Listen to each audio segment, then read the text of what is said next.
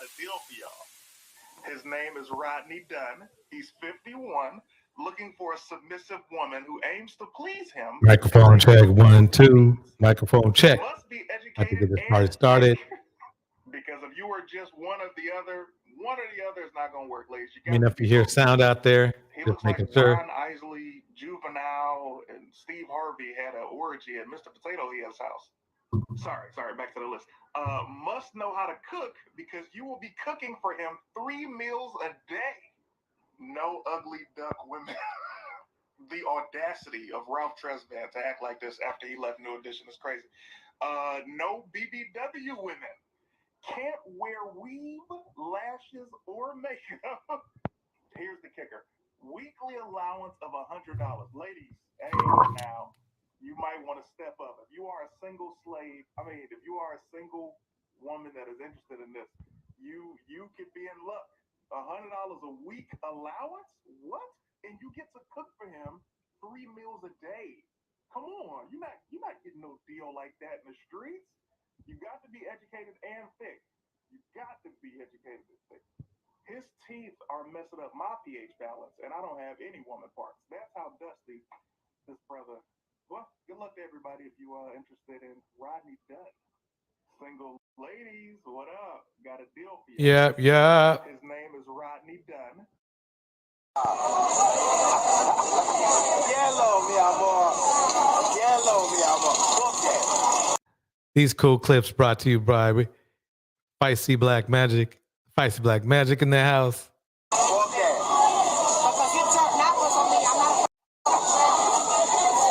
I mean, not in the house, but on screen. On screen. Here we go.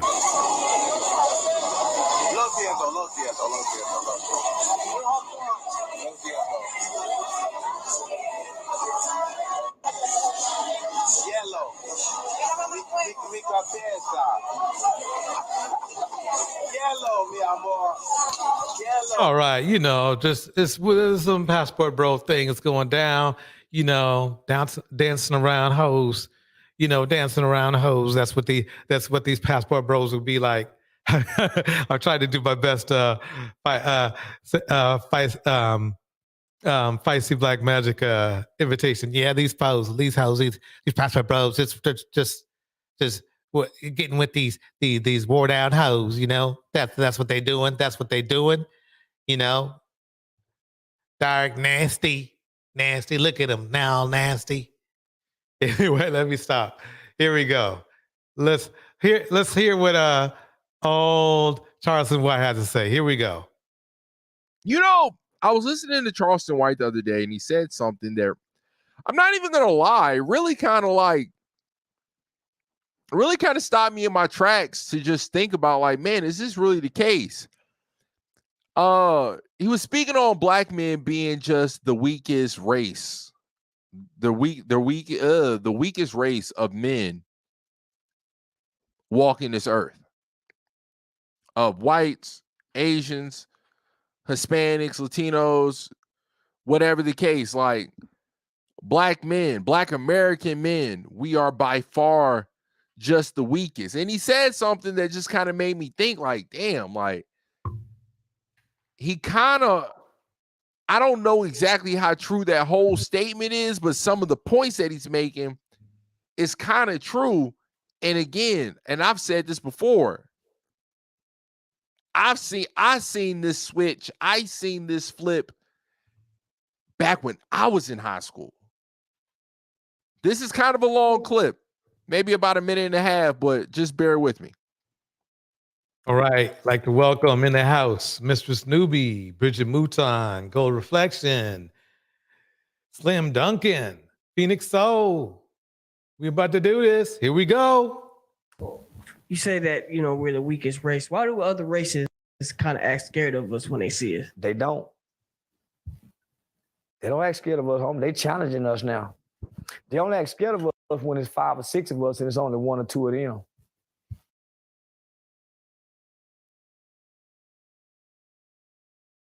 Here we go. That's what's going on here. 1 second. Joe Internet wants to play games. But when it's 2-on-2, 4-on-4, they don't act scared. No, when it's 2-on-2 and 4-on-4, nigga, I went to that Earl Spence fight when he fought that Mexican. The Mexican wasn't scared. Nigga, I was in and around, nigga, them Irish white boys when Conor McGregor and Mayweather fought. And he was sending that racist tone. I mean, it's funny to me. I mean, really, quite honestly, agree or disagree, Charleston White is one of the most ignorant dudes in the manosphere, and the manosphere is pretty ignorant. So you know that's pretty bad. Welcome, Ellen. Hey, dance for me, boy. Oh, yeah. Dance, boy. Oh, really? He told that to Mayweather in his face, homie. But nigga, in the fight, nigga, they were walking around like this. When Tyson Fury whooped Deontay Wilder, nigga, the cockiness of them white folks. When them white boys is kicking niggas' ass in UFC, nigga, they ain't scared of us no more. I remember that shit. They ain't scared of us no more, homie. Yeah, so basically, I guess what he's saying, I thought there was a video clip. I guess for some reason, though, this guy, I don't want to, this guy's on the clip. Anyway, basically, he's trying to say that, brothers are weaker, other races of people are not scared of us anymore. And there's a yes and no. I mean, yeah, in a group, yeah, they do seem to fear us because, well, you see us on the news every day. You can't be mad at them for that. though very much, and I think it's why a lot of black men are angry at black women is black women, they're not seen, black women are not seen the same light. There might be discrimination and racism. That, I mean, you can't get rid of that. But as far as being seen in the same light as black men, that's been separated a little bit. I've seen it around YouTube and I've seen it in real life where there's a difference. There's a stark difference between the way that a black woman is viewed and the way that a black man is viewed. And it's, number one, a lot of the people out there see how black men treat black women, and also they see the way that black men treat black men. So if I mean, of course, people fight and argue and all that kind of stuff, but we can't stop. We can't stop. So anyway, let me go on to the next clip. Here we go. Gail Lewis, let's it go. She mad. I'm going to show you somebody. This is a fit, feminine, and friendly woman right here. Fit, feminine, and friendly. Let me go back here. Rewind. Here we go. This woman is fit, feminine, and friendly. And basically, you know, Kevin Samuels is saying that if you're fit, feminine, friendly, and everything, you're going to do good, right? You're going to be good. But no, that's not the case. Check it out. Okay, let me go forward. I'm a sweet person. I'll do it. Let me go back a little bit. Maybe I should have found that. Let's go right there. Okay, this is brought to you by Everyday DJ. DJ. Hey, y'all. Well, it's story time in regards to that video I posted this morning of my husband and his mistress at the Atlanta airport. So let me just preface this by saying I'm a nice person. I'm a sweet person. I'll do anything for my family and my friends. Remember, this is you know, Gail Lewis. Gail Lewis, fit, feminine, friendly, attractive, everything. Well, geez. Yeah. Yep. Let's see what happens. And I'll help anybody out. Let's see what that all gets you. Try to stay in my own lane. I try not to bother anyone or do any of that. But when people play in my face and plot and plan and do foul stuff, I'm not so nice anymore. And that's how most of us are. So let me start by saying on October 29th of 2022, my husband was scheduled to come home from a trip from Europe. He told me he had been over there working, and he worked a lot for his, you know, his corporate job. I thought he was working anyway. Told me he had a speaking engagement in Europe. So I wanted to make sure that I had dinner and everything ready for him by the time he got home. So I called the airline. So I knew the flight number, and I was driving, so I couldn't, type it in my computer, because usually if you just type a flight number in, it'll just pop up what time the flight's going to land. So I had to call the airline that day. And when I asked the flight attendant, or not the flight attendant, I'm sorry, but the representative, what time that flight came in, he asked for my husband's name. And I was like, you don't need his name. I was like, just give me the flight information. You know, if I typed it in, I just need the flight information. You don't need his name. So he was adamant about me giving the name. So I gave him the name. He comes back a few minutes later and he says, Mr. Such and Such and Miss what's her name landed 20 minutes ago. So I'm in shock, because I've been married 25, 26 years, and I'm thinking I'm just married to this outstanding, upstanding citizen. So I said, no. That does not sound good at all. Now, see, of course, Mr. Cheater himself would say that she's supposed to stick with him, right? You know, that's what he would say, right? Let's see what he has to say. And not the dominant alpha male or the super select guy. The only way you're going to end up becoming pre-select is by approaching women. So women can tell I'm not getting no play? Anybody, all 462 people in the chat room could tell you ain't getting no play. That's the energy you're getting. Because Yeah, you're Mr. Expert tells you you're supposed to be fit, feminine, friendly, and submissive, and you get everything you want. Well, that didn't work out. It didn't work out for somebody. It didn't work out. Let's get back into it. Here we go. He comes back a few minutes later and he says, Mr. Such and Such and Miss what's her name landed 20 minutes ago. So I'm in shock because I've been married 25, 26 years, and I'm thinking I'm just married to this outstanding, upstanding citizen. So I said, no, just his name. I don't know who that other person is, but just his name. And the guy states again, he was like, Mr. Such and Such and Miss what's her name just landed a few minutes ago, like 20 minutes ago. So I'm sitting in the Kroger parking lot like what does this mean? I'm still I'm in a state of shock actually. So my head is spinning by this time. He was trying to tell you going up, and I'm something. like, what does this mean? So I'm like, oh, okay. So right after that, my husband calls, and I was trying to hold it in, trying to hold what I was feeling in. So I was like, I'm not Yeah, gonna say Mrs. anything. Newby, that customer service rep was being messy. He knew it was right now.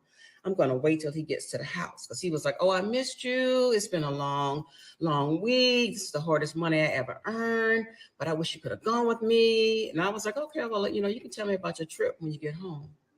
So, okay, stand by y'all for the rest. So, okay, y'all. So when he comes home, I greet him at the door, give him a hug and a kiss and ask him about his trip while he's unpacking.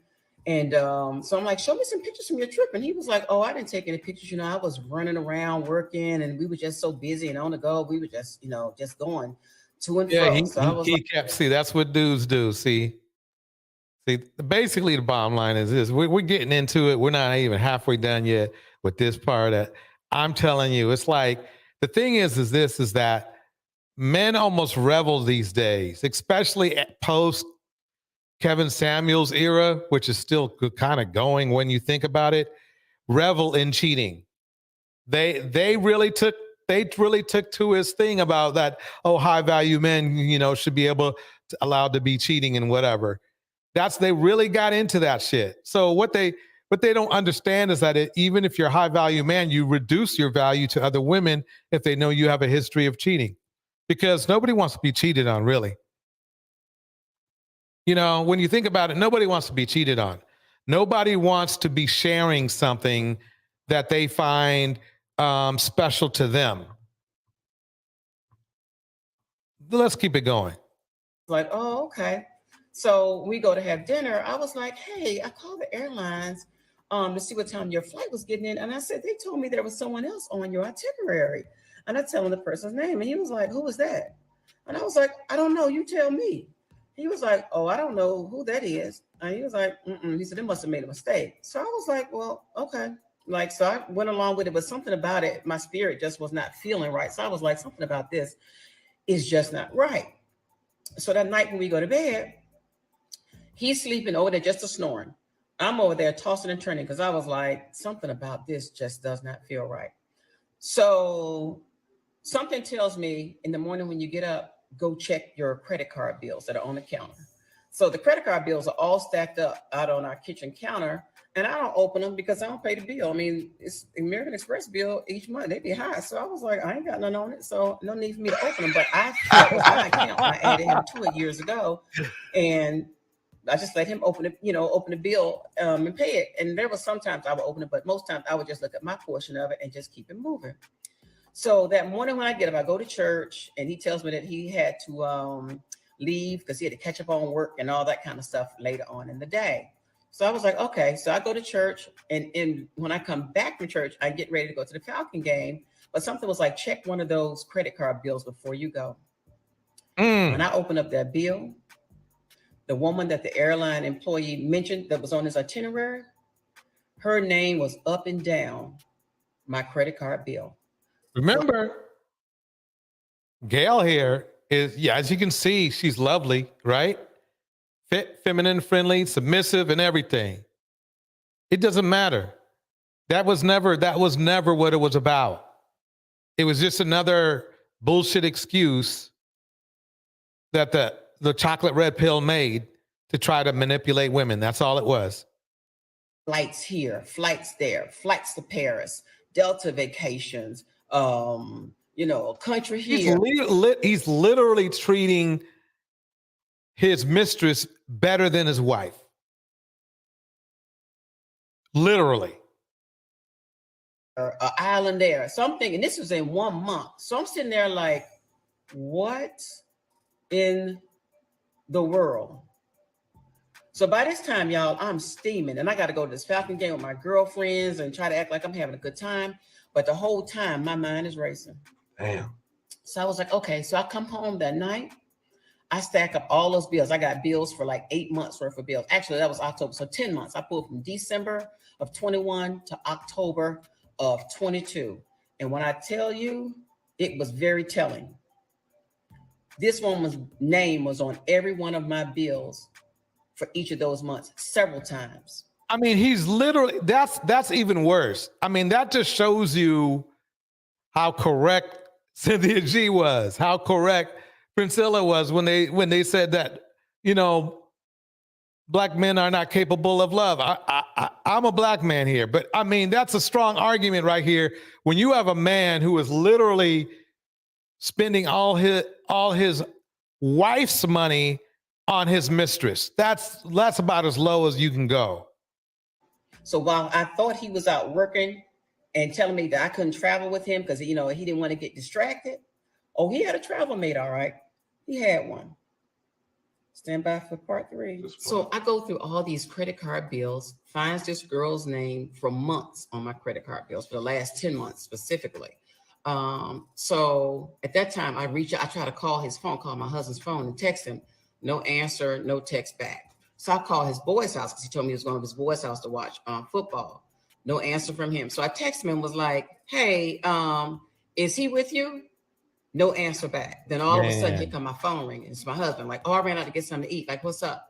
And I was like, oh, you know what's up. I said, and I started repeating the girl's name. And he was like, why you keep saying that name? And I was like, I kept saying the name. So he's still playing the game. He's still playing games. He knows the gig is up, but he's still playing the games. That's how low. That's really low character right there. Like, well, I don't understand why you keep calling the name. And I was like, oh yeah. I said, your gig is up. I was like, you nasty motherfucker. I was like, your gig is up. So he was like, I don't know what's going on. I'm on my way home. I was like, bring your ass on home. I was like, come home. Because by this time, I'm furious. So I hang up the phone. I'm just like livid, y'all. I promise you. I think my blood pressure was on like 1,000 that day. So he comes in, and he come in like all Billy Bad, like, why you keep mentioning that name? And I was like, you tell me why I keep mentioning that name. So I was like, I'm going to ask you this. I said, I'm going to ask you one time. I said, no, I know the truth. I was like, was such and such on this flight with you? He was like, no, I don't know why you keep mentioning that name. I don't know who that is. I said, I'm going to ask you one more motherfucking time and know that I know the truth. Don't lie to me. Low character. He's still trying to lie. And it was like this mask fell off of him. And he sat down in his chair and he was like, yeah, she was with me. And I was like, okay. I said, so that's your girlfriend? He was like, yeah. I said, well, how long you been with her? He said, a couple of years. And I was like, okay. So by this time, I can't hold it together. I mean, I think all I remember doing, I remember crying and I had a really, really bad headache. And all he said to me was, and this was what he says was really kind of like cut me. He was like he was relieved. He was like, at least I ain't got to lie no more. I'm sorry I hurt you, but at least I don't have to lie anymore. So by Damn, that's crazy. Welcome, Rack Girl in the house. Phoenix Soul in the house. Bridget Mouton in the house. Ellen Ripley in the house. Mistress Newbie in the house. Here we go. I'm like, say what now?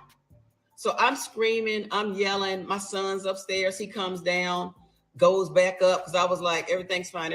But my head is like hurting like really, really bad, guys. So I come back to my bathroom to try to get some medicine. So I was like, let me check my blood pressure. Blood pressure was like 190 over 110 or something crazy like that. Okay. So I was like, welcome, Camo. I gotta get to a hospital. So getting the caskets in the house. Stand by. It gets more interesting. So by this time, my head. Let me pause right there. She is absolutely gorgeous right there. Dude cheated on her anyway. Yeah, she better be careful because that blood pressure level that's way too high. Even if you know, for any reason, even if you were upset, that's way too high. Here we go. And I know I need to go to the hospital. I know something is wrong. So of course I'm crying. I'm hysterical, trying to put my clothes on. He's trying to touch me and pet me up like, oh, I'm just so sorry that I made you feel this way. Now, didn't really have any compassion in his voice. No, he wasn't. He was just lying. Marcy D in the house. Any of that kind of stuff. So I was like, don't touch me. So I drive myself to the airport. He was like, I'll drive you. I was like, I said, I'll take my chances. I drive myself to the airport. I get there. Blood pressure is off the charts to the point they're like, ma'am, you're about to have a stroke. You got to calm down. And I really couldn't even talk. So they were like, you got to calm down. So they call my doctor. We get the medicine. They try to get it under control. So I'm there for a couple of hours. Damn. So I come home and he's sitting on the couch eating Cheetos. Like, ain't shit happened, right? Then comes in like, oh, what they say? And I was like, they said, they got my pressure, kind of down because it went all the way down. They said, go see a doctor in the morning. So that night I could not sleep. I cried all night long to the point when I got up that morning, I really couldn't even see. My eyes were so swollen. So I'm tore up, right? So I go out later that morning. He's upstairs. I come upstairs because I slept in another bedroom. He's around here like, he having a good day and shit. Like, yeah, he never, I mean, really, quite honestly, at least for the last 2 years, he never cared about her. She was just pretty much an option. His burdens is light. Mine heavy, but his is light. So I come up and then he's out in our family room and I was like, look, I said, I don't know. And I'm still in a state of confusion. So I was like, I don't know what happened last night. And I was like, I don't know what I've done wrong. Because by this time I'm blaming myself. I was like, I know I'm getting older, but I try to keep myself up.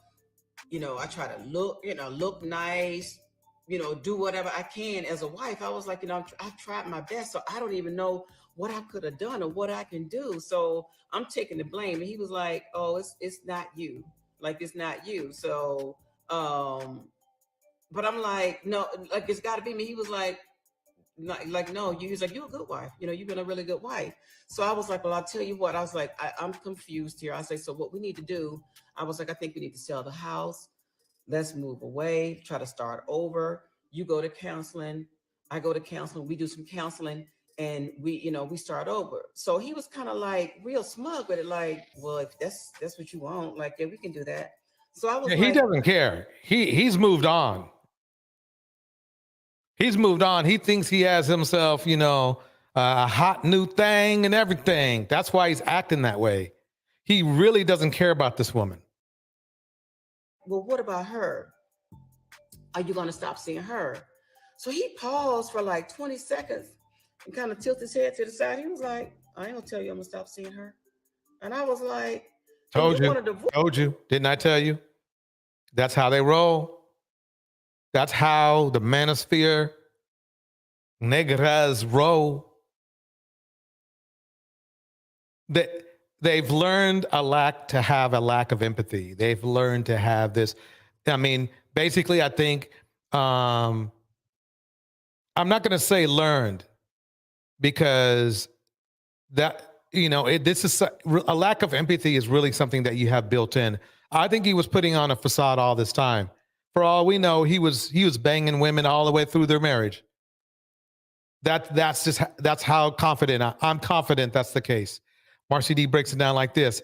He would have been choking on those Cheetos just to cheetah if he would have been on his COD from the country in the corner. Yeah, this is asinine. Yep, true. Of course. He was like, oh, I don't want a divorce.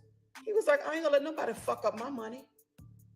And I was blown away. When he hit me with See that's why they whine about divorce and child support, is because it's about them. It's about nobody else but themselves, so they can continue to do the banditry they love to do. Here we go. Listen again. And we start over. So he was kind of like real smug with it, like, well, if that's what you want, like, yeah, we can do that. So I was like, well, what about her? Are you gonna stop seeing her?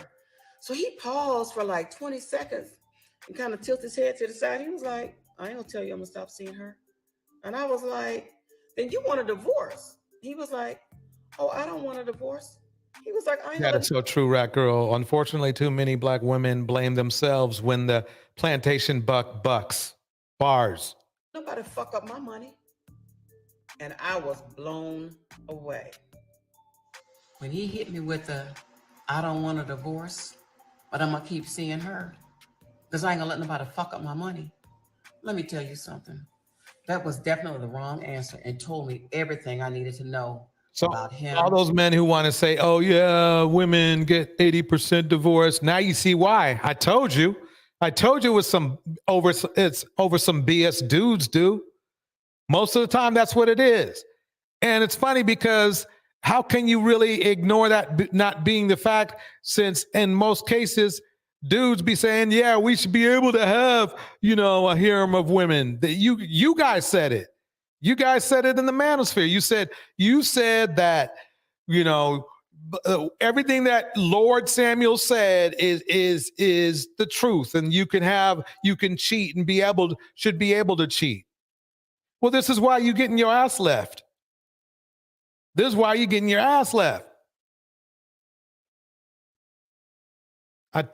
And then you get mad. You ignore. That's where this is the 80% right here. You're looking at it right here. This is what happens. Gorgeous woman, fit, feminine, friendly, submissive, everything. And you guys still gonna F it up. So yeah, that's where you get your ass divorced. Just sign them papers, pay the money, and shut the hell up. Go on with your your mistress somewhere and enjoy life.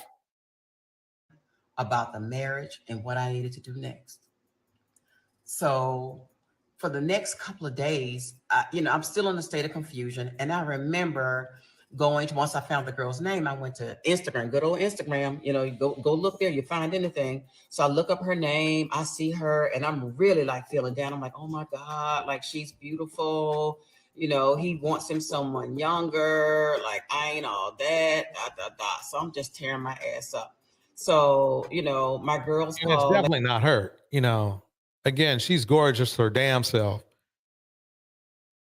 But dudes, they into that shit. They into that Kevin Samuels bullshit.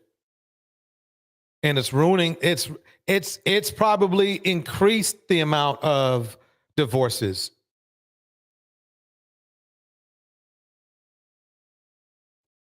I'm telling you, the manosphere is built for one thing, and it's built to convince women to accept abuse. I'm telling you. Later that day, my best friend called that morning and was checking in on me, and I was trying to hide it from her, but I couldn't. So I'm like in a ball of tears, tell her what's happened. She's in a state of shock.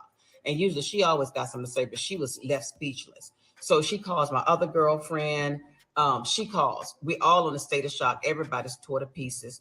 So that day, after, I tell them what happened and everything, everybody, we just call it, we all were shocked. So the next day I go and meet with them because I see this girl on Instagram and I'm telling them about it. So they asked me to come out to lunch, have lunch with them, my two girlfriends. So, because they needed to tell me something. So, and I bring it up. I was like, well, I see her pictures on Instagram. And I was like, she's pretty. And they were like, girl, she ain't all that damn pretty. Like, that's filters and plastic surgery and a whole bunch of other shit. Like, girl, it ain't even all that. And they were like, and kind of, it's like, we ain't trying to offend you. Y'all actually kind of favor each other. Like, she may be the younger version of you. So I'm thinking, like, I don't look like her. Like, what? Girl's, pretty. Like, it's I don't look like that. So in the interim, I was like, well, at least I said they don't have any pictures of themselves up on her Instagram. So my girlfriends was like, that's why we needed to meet with you, because they were like, there is a picture out there. So by this time, y'all, I'm devastated. So our food tries to come. We have Papa Do's. Food comes. I'm so distraught from tears. And Papa Do's. Yeah, Kevin Samuel loved him some Papa Do's, didn't he? Mistress Newbie breaks it down like this. I remember when I was making money from trading stocks, my ex-husband felt he was entitled to it, but didn't want me to teach him how to trade. I blew through that money. He didn't get a dime. I hear that. A hot mess. Couldn't really even eat. And we went into how bad off I was. You know, you bad off when you can't do this. We needed to pray over our food. I couldn't even put my hands together to pray. I have never had that to happen.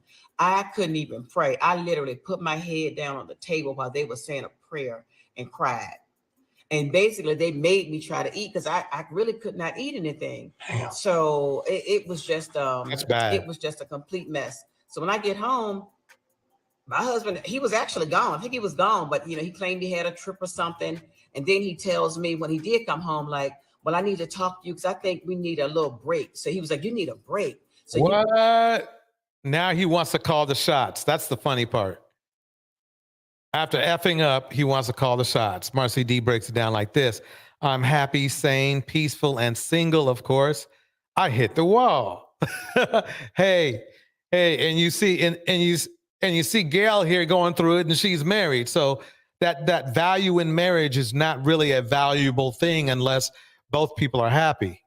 You can think about some things. And I was like, huh? Like, I need to think about some things. He was like, yeah, you need a break so you can think about some things. So yeah, to add insult to injury. Sounds like he thought about it a lot. He thought about going all over the States, going over the lays and vacation with somebody else and cheating and being a lowlife. That's what he went. That's what he thought about. He needs to go away for 3 to 6 months for me to think about some things and to think some things over. And I was like, I need to think some things over. I was like, I don't need to think about anything. He was like, yeah, I need to go away so you can think about some things. So I'm like, okay. And welcome, New Diamond. That was shade and an insult, compliment, but a backhand slap. Exactly.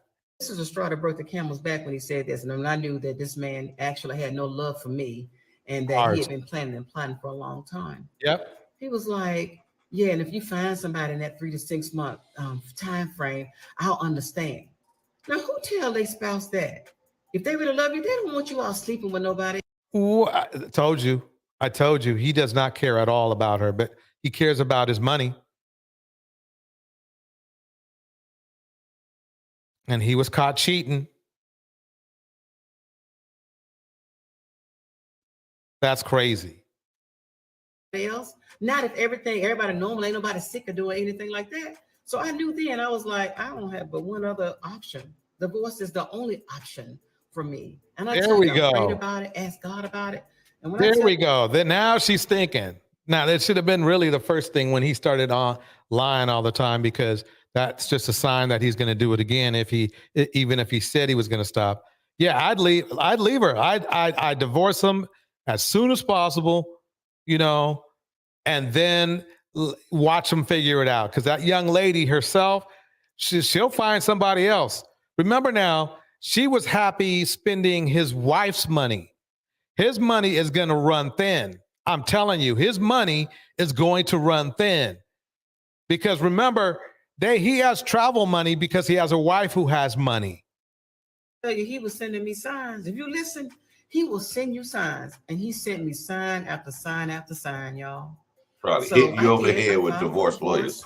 And each day I've gotten stronger. And I think my husband thought that, I don't know what he thought about me or what kind of person I was, but because he knew how I felt about infidelity. And I always used to tell him, you know, hey, if something ever happens, tell me on the front end, because I'm gonna hurt one way or the other, on the front end, on the back end. Just let me know, but don't play me for no fool. So he thought he got boo-boo the fool over here. So I was like, okay.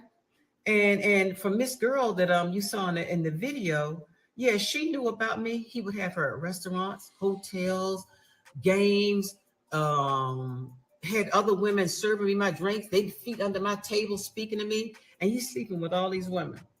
That is humiliating, y'all. So, you know what? I was like, if you give me shit to taste, I'm gonna let you taste it back. So to the airport video. Yeah, I was shocked. I was dismayed because that was my first time seeing them. I knew eventually that I would see them out somewhere. It's Atlanta, and hey, it's a small town. So it's a big town, but it's a small town. Remember now, she was everything these manosphere men want: fit, feminine, friendly, submissive. This woman right here that he was married to for all that time, he threw that away for basically his peen. He needed to feed his peen. And I guarantee you, sooner or later, both of them, his mistress and his wife, will find out he was sleeping with other women too. So I was like, okay, I'm gonna try my best to be classy and all that kind of stuff. Sometimes that just don't work. Because when you go in the gutter, when people go gutter with you, and I have to apologize to Michelle Obama, girl, when you said that, when they go low, we go high, that ain't my motto. Because when they go low, I go low. Hey, look, you know what I mean? That, yeah, when they go low, a lot of people, they want to go lower, you know, and there ain't nothing wrong with that. To me, if that's where you feel you need to go, I ain't gonna stop you. Oh, I go gutter. I'm going gutter. I'm going to swim down with the rats with your ass. So I was like, okay, yeah.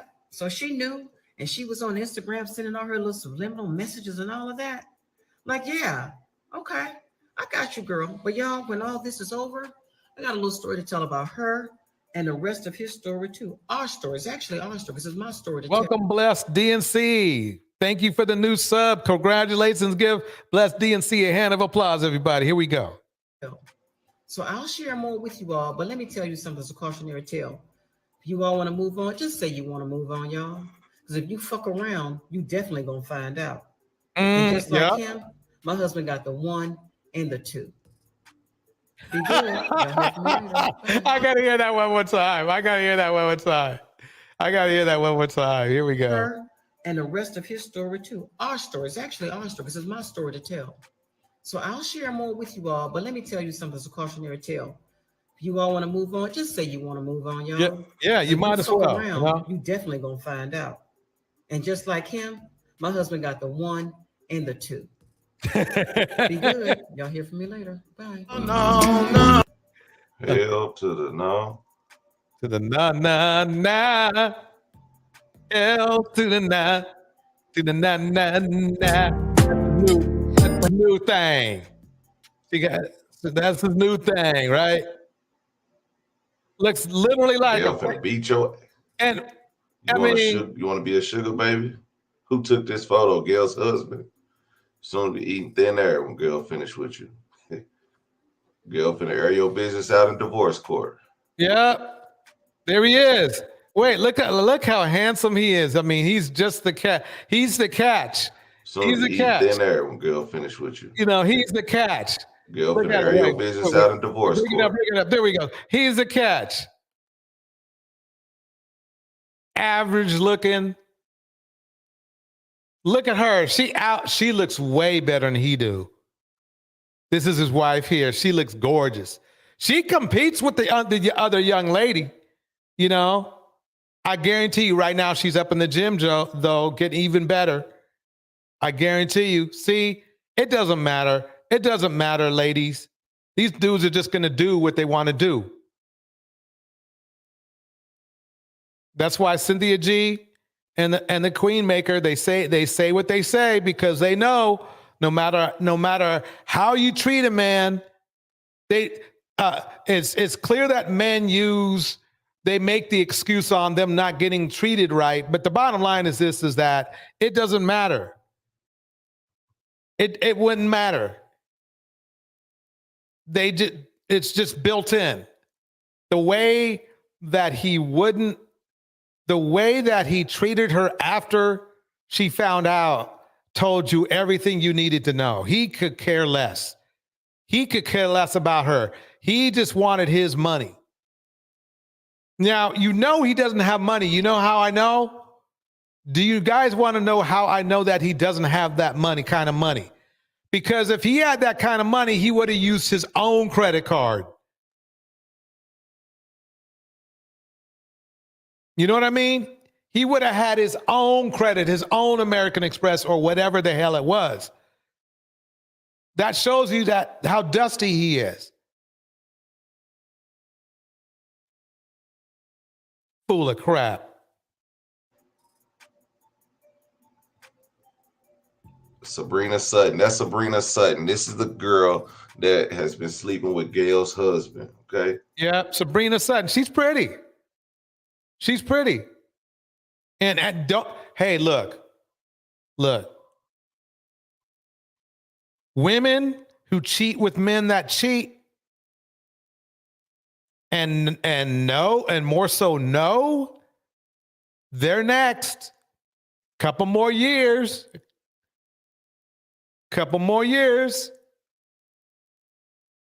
You know what I mean? A couple more years and she'll be on the chopping block too. I guarantee you. So, I mean, that's what's going to happen. Welcome, enlightened fam in the house. She got a husband and they was in 2018, I guess they was married. Or they was after 2018. What? This was 2011. So 2018, what happened? Wait, so Sabrina, sweetheart, so you had a husband too? Oh man. What happened after 2018? I see you still have you. What? Oh my! Wait a minute. Let's keep 2018, 2016, 2017, 2018, and then it goes blank. So she reaches out. She reaches out to her husband. Y'all still married? You and Sabrina. Oh, sorry. Let me start over. Hello. How are you? I hope you're doing well. You okay, boo? We need to talk right now. Now, this is not Gail. This is someone who is messaging for Gail. Mr. Harold Lewis. You thought I wouldn't find you too? Harold Lewis. All right. Now, Sabrina actually started reporting this girl after they gave up her name because Gail never gave up her name. But it says, woke up to get ready for my 12-hour shift, and Miss Ma'am Sabrina won't stop reporting my posts. The devil works hard, but Sabrina Hutton works harder. Damn. What? Man. Let me drop finally Sabrina Hutton. Let me drop the link just in case somebody want to get in on this roast, because this is crazy. Just in case, you know, this is crazy right here. I knew it was going to get messy. Oh, Sabrina Sutton. Is it Hutton or Sutton? Sabrina Sutton. Sabrina Sutton, finally found you. I've been searching for hours. Woo. Girl, why? I mean, does she look like a? I mean, kinda. Not really. They both got the same skin tone. Beautiful. Same like arch in the eyebrows. Same, yeah. I guess they do kind of look alike. A younger version of her, you know.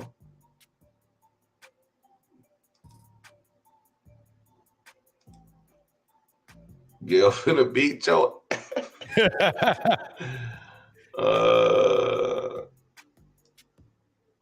who took this picture? Gail's husband. That's funny. You'll soon be eating thin air when Gail finish with y'all. This how Gail finna air y'all business out in front of divorce court on a projector. Oh, they was clouding her, and they was clouded online. Oh, so she a businesswoman too, so I'm pretty sure, you know, there's been some crazy nonsense going on. Wait, is that Gail? Wait, is that Gail right there? I'll finish with y'all. Wait, I guess that's Gail right there. She has a nice shape. They're really, I mean, quite honestly, they're extremely competitive. Extremely competitive. Exactly. Home wrecker. She knew what she was. How Gail finna air y'all business out in front of divorce court on a projector. Oh, so she a businesswoman too, so I'm pretty sure, you know, there's been some crazy nonsense going on. I mean, when he went from Gail's photo to this woman who was younger, they about the same. I mean, really, as far as attractiveness, they're about the same.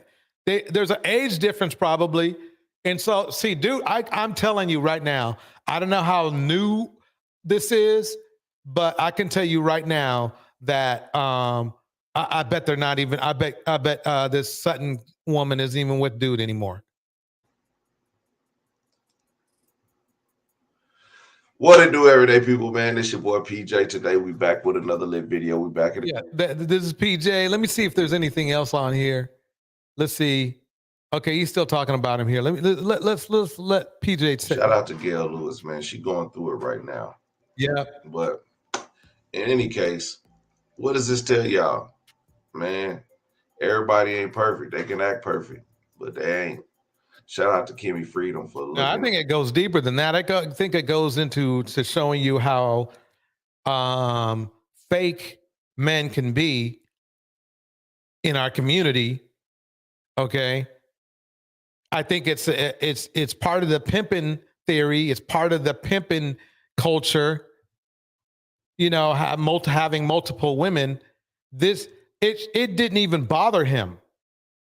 The only thing that bothered him was the inconvenience of okay, now I got to deal with some changes in my life. That's all he thought about. If y'all can find Kimmy Freedom 876 on TikTok, y'all can see this story. That's how I was first introduced to this story, and I was like, let me do some digging. Found Gail Lewis, watched her videos, reacted to it with you guys. That was the first time I actually seen the full video. I seen people break it down in several different ways. That's what, after I seen the third video, I said, I got to check out this story. So I looked up and I really reacted to it right with y'all. That's why I was kind of intrigued, but I kind of knew the basis of the story because people broke it down and I was just like, damn. But actually listening to her. I mean, right here is like this. I guess he's just doing commentary right now. So I'll do my commentary. I mean, basically, this is just proof that whole fit, feminine, friendly, submissive thing was full of crap. What that meant is let me cheat in peace. That's what it really means. That's basically what it means. Welcome, Mystic Moon in the house. That's all it means. Blessed DNC in the house, Rag Girl in the house, New Diamond in the house, Ellen Ripley in the house, Phoenix Soul in the house. We got everybody up in here. We got Bridget in the house, Ellen in the house, Enlightened Femme in the house, Kittens and Caskets in the house. Everybody up in the clouds. We about to get down. We just getting started. The party has begun. The party has begun, folks. So this was perfect for tonight. This was just a perfect beginning. You saw how it went down. It don't matter. I guarantee you in a month or two, we're going to see some new things where his new boo is gonna be, you know, with somebody else. And he's going to be the one go, oh, women are mean, even though he did this to his wife. Watch, it's going to happen. The Rat Girl says, this is why I call them plantation bucks. They live like Massa is searing them out across the country. Here we go. Man, that was perfect. Well, let's check this out. Let's check out the glitch theory. Since all the men love Kevin Samuels so much, let's get into it. Let me go back. Here we go.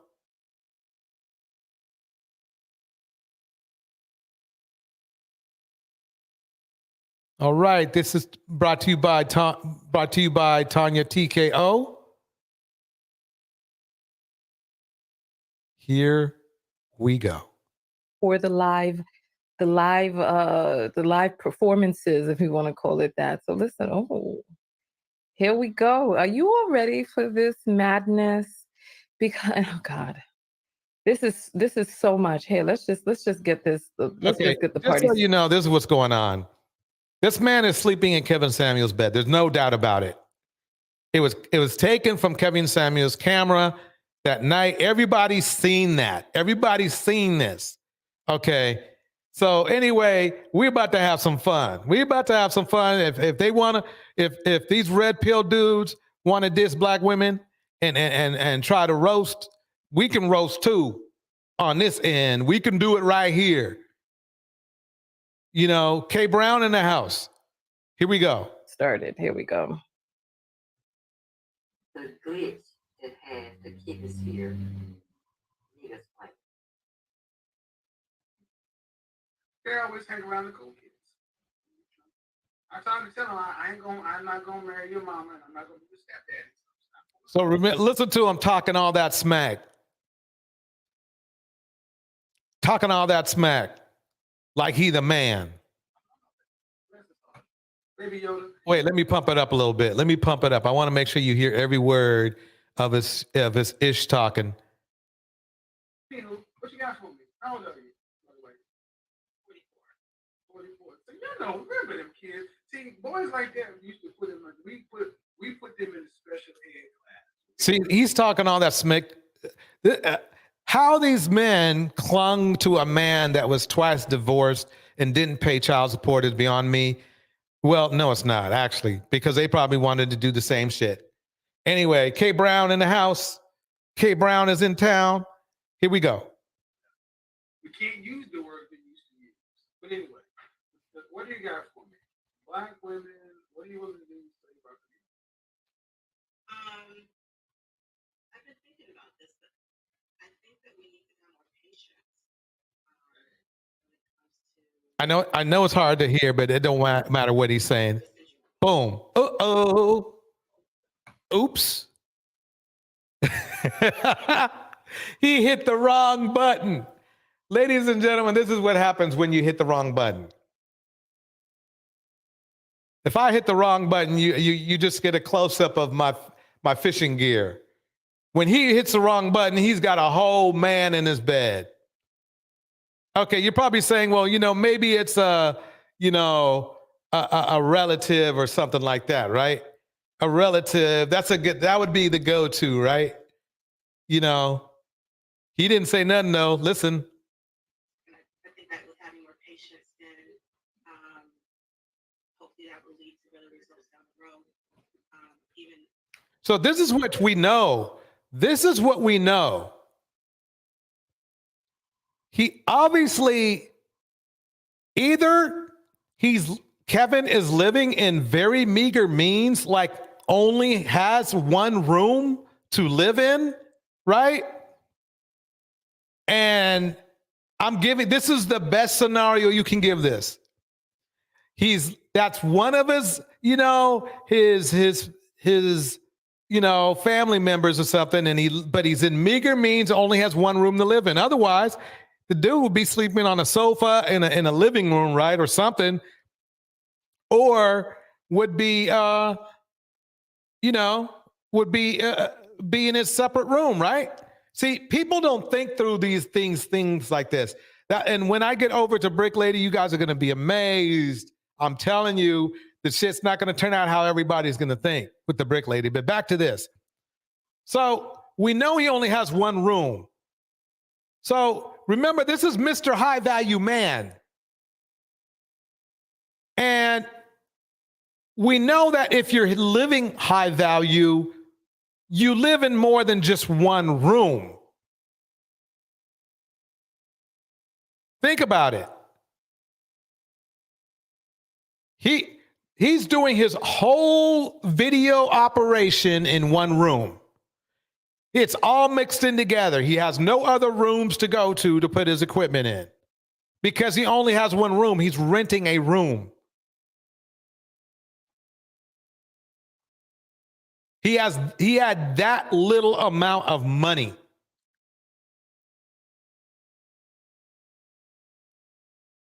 Let's keep it going. Allow us to do better in challenging times.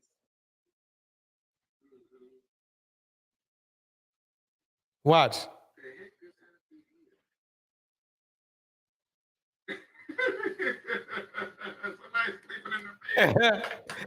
he just that's called self-snitching, y'all. Because he was on there for a long time. It must have been at least 2 minutes.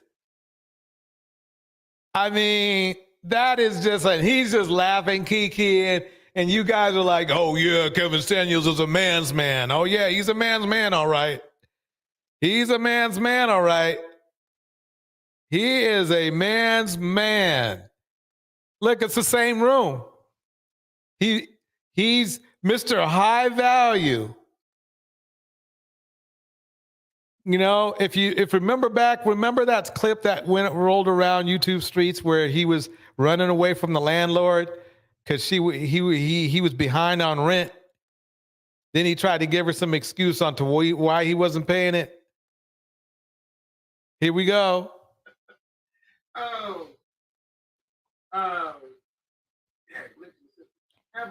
having more patience with men. Are you married? No, I'm not. Ever been married?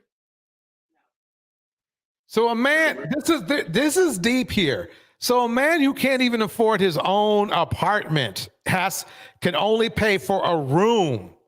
Okay, is talking smack. It's talking smack to black women for over 2 years.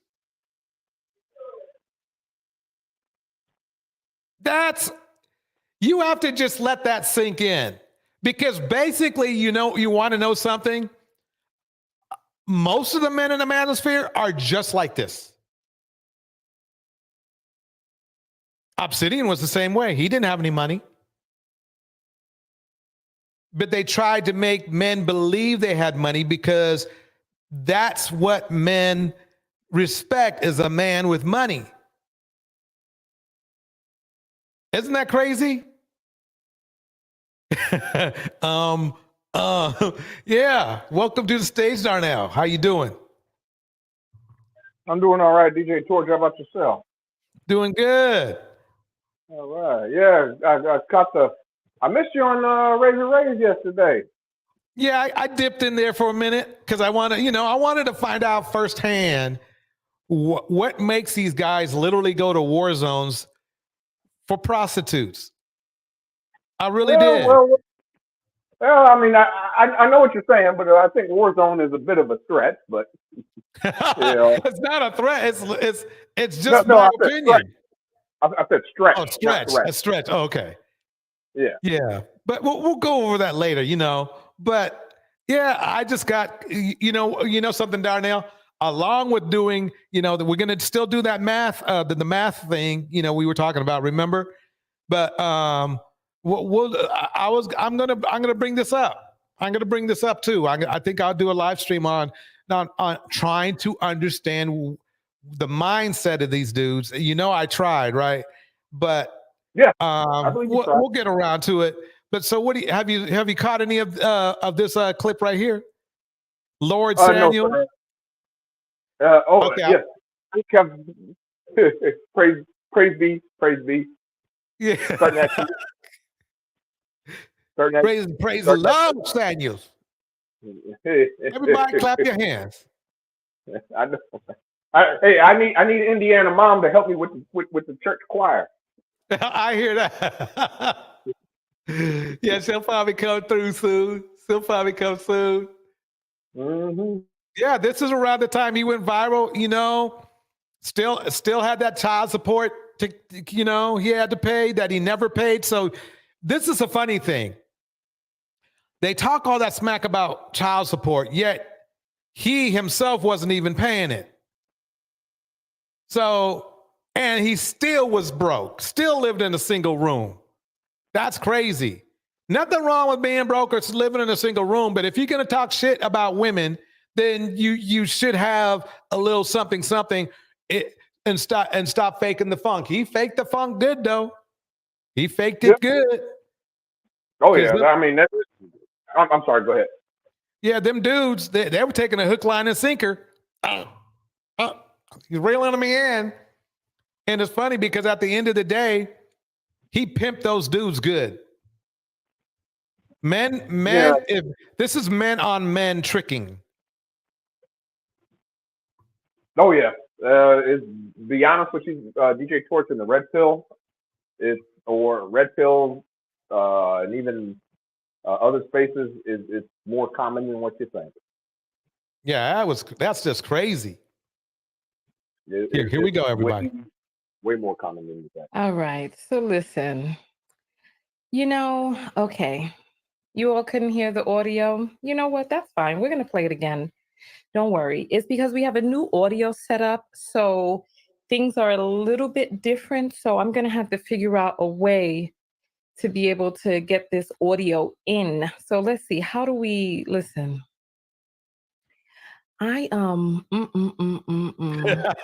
Let's see. So did you all see that at least? Let's see. How do we do this? You know what I'm going to do? I know what I'm going to do. I am going to play this again, right? I'm going to turn my microphone around to my computer where the sound is coming out.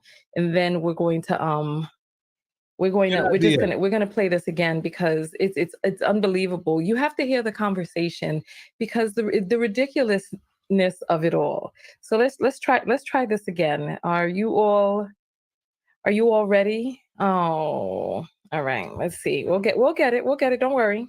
Here we go. We'll get it. We're about to do it again right now. Here we go. The glitch that has the kidney sphere niggas playing. They always hang around the cool kids. Yeah, exactly. Bless DNC. He had men simping hard for him with those cash apps and super chats. Yeah, he pimped them dudes hard. Tell her I'm not gonna marry your mama, and I'm not gonna be your stepdaddy. So stop coming around.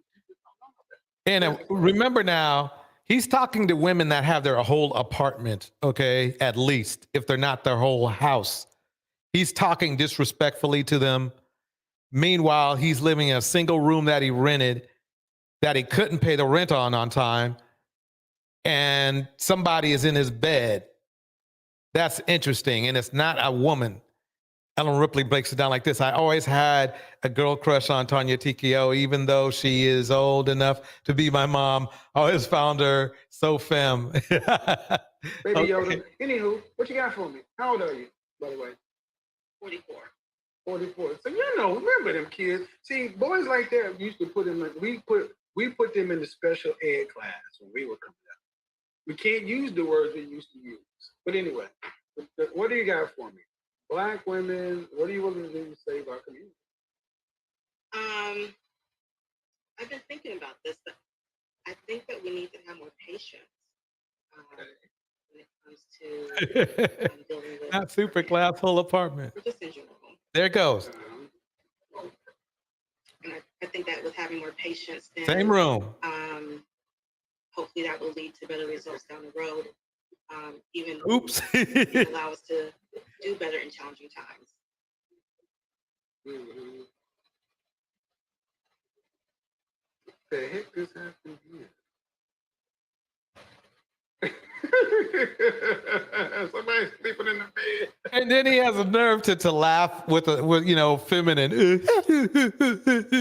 Somebody sleeping in the bed. I want you to hear that again. Listen close. The heck just happened here? Somebody's sleeping in the bed. So remember now, that dude is right next to him while he's sleeping during his show. Okay? There's no, fellas, I'm sorry. I know you want to log off. Welcome, Why is Seeking Knowledge. I know you want to log off. This is not a good look. This is your hero. Look, there is nothing wrong with he can love who he wants to love. The problem is what he was trying to portray is different. Now, the thing is that I know you guys probably want this clip to go away. Sorry, no. Why I Seek Knowledge breaks it down just like this. He was selling them irresponsibility, bars. Being fully absolved from fault for everything, bars. That is priceless. Exactly. That's why he's revered and respected to this day. Exactly. Because they want to be able to do the same thing, have the same irresponsibility, the whole kit and caboodle. Let me keep playing. Oh, yeah, glitch the system. He would have been better off just not saying anything, really. He would have been better off just not saying anything and said that was just a glitch. And somebody, you know, he could have lied and said something. He doesn't mind lying, so he could have just made another lie and said, "Hey, you know, oh, that was somebody else's feed. It wasn't my feed. He's not sleeping in my one bedroom because I only have one bedroom." And you know, so we have a man, okay, in a man's bed in a single room, talking smack about black women. Now, everything else, believe it or not, hey, look, that's your life. You want to be with a man, be with a man. If you're a man, that's up to you. But to turn around and then roast black women that were probably doing better than you, remember now, it's not just one thing. It's not just because a dude's in his bed. It's not just because he's living in a room, not a house or an apartment or like a penthouse, okay? Or anything like that. I wonder when he has to get this suit back to get a return on it. Because you heard he did that too, right? In between scamming other men out of their money. Yeah, I'm aware of the scams. When I first looked up, it's when I first found out about Kevin Samuels. You know, I did a Google search and all this stuff, you know, it popped up. He, you know, his courses and stuff. You wouldn't believe all the negativity, all the men that, you know, bought his courses. You know, I guess he had these high value men courses or whatever you call them. Mm-hmm. And you wouldn't believe the negative feedback. I mean, he was just scam. I mean, I was just literally going through the list. Scam. You know, but I mean, for the record though, like I said, to be honest with you, DJ Torch, I was actually worse in worse shape than Kevin Samuels was. I mean, at least he had a room. Shit, I remember one time I was sleeping on my father's couch as a grown man. Dang. But hey, look. Yeah. Hey, look, my man, you were with your father. That's the key. Okay? Mm-hmm. You went with a whole random guy. Well, yeah, that's true too. And then what's crazy about Kevin Samuels, they always refuse to acknowledge that part, and the part where Kevin Samuels said we should advocate for other black men to be with other black men, other men, whatever he said in that clip. Oh, here, I'll clear that up. I'll clear that up right now. I'll clear that up. We need to start advocating for men who want to be with men. I understand the impulse, brothers. I do. But our women are not showing us. I don't care what they say. What are the women showing? It brings new light to that, because what he was trying to say, they were trying to say that the semantics was not what everybody thought, or the way the meaning wasn't what everybody thought. But, you know, look at it now. Look at it now.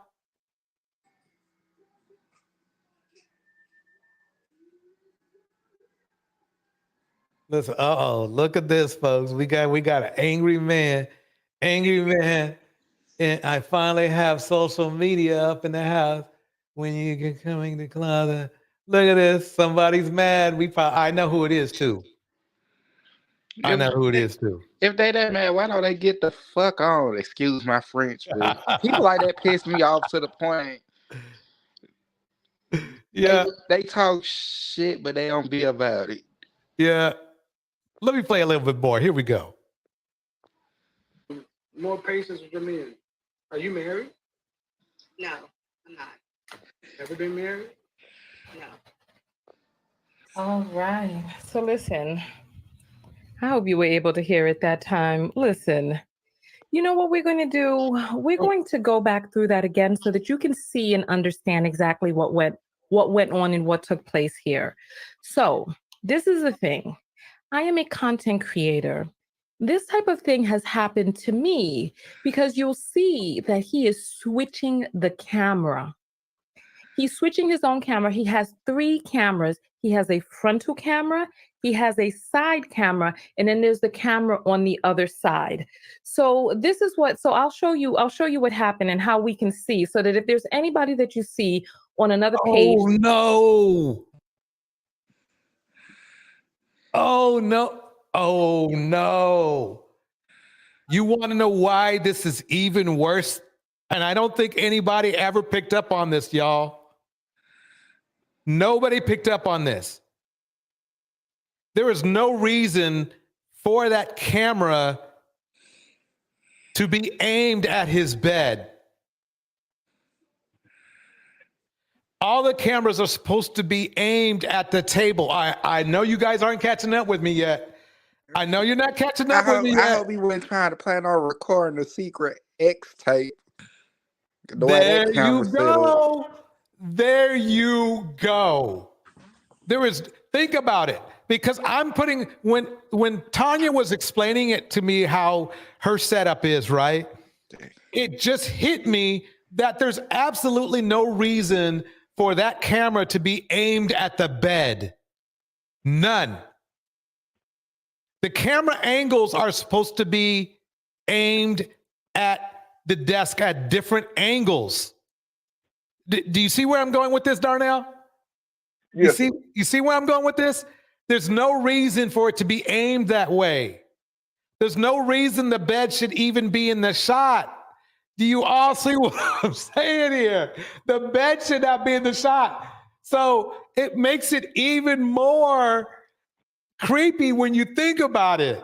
There is no reason for any of his cameras to be aimed. Look, I had a 3-camera setup, and I do have a 2-camera setup, but I never use it. But they're all aimed at different angles of me. When I'm in my chair, okay? And everybody, all content creators do the same thing. There is nothing over there in that has to do with his content creation system. There's a bed. He aimed it at the bed for a reason, y'all.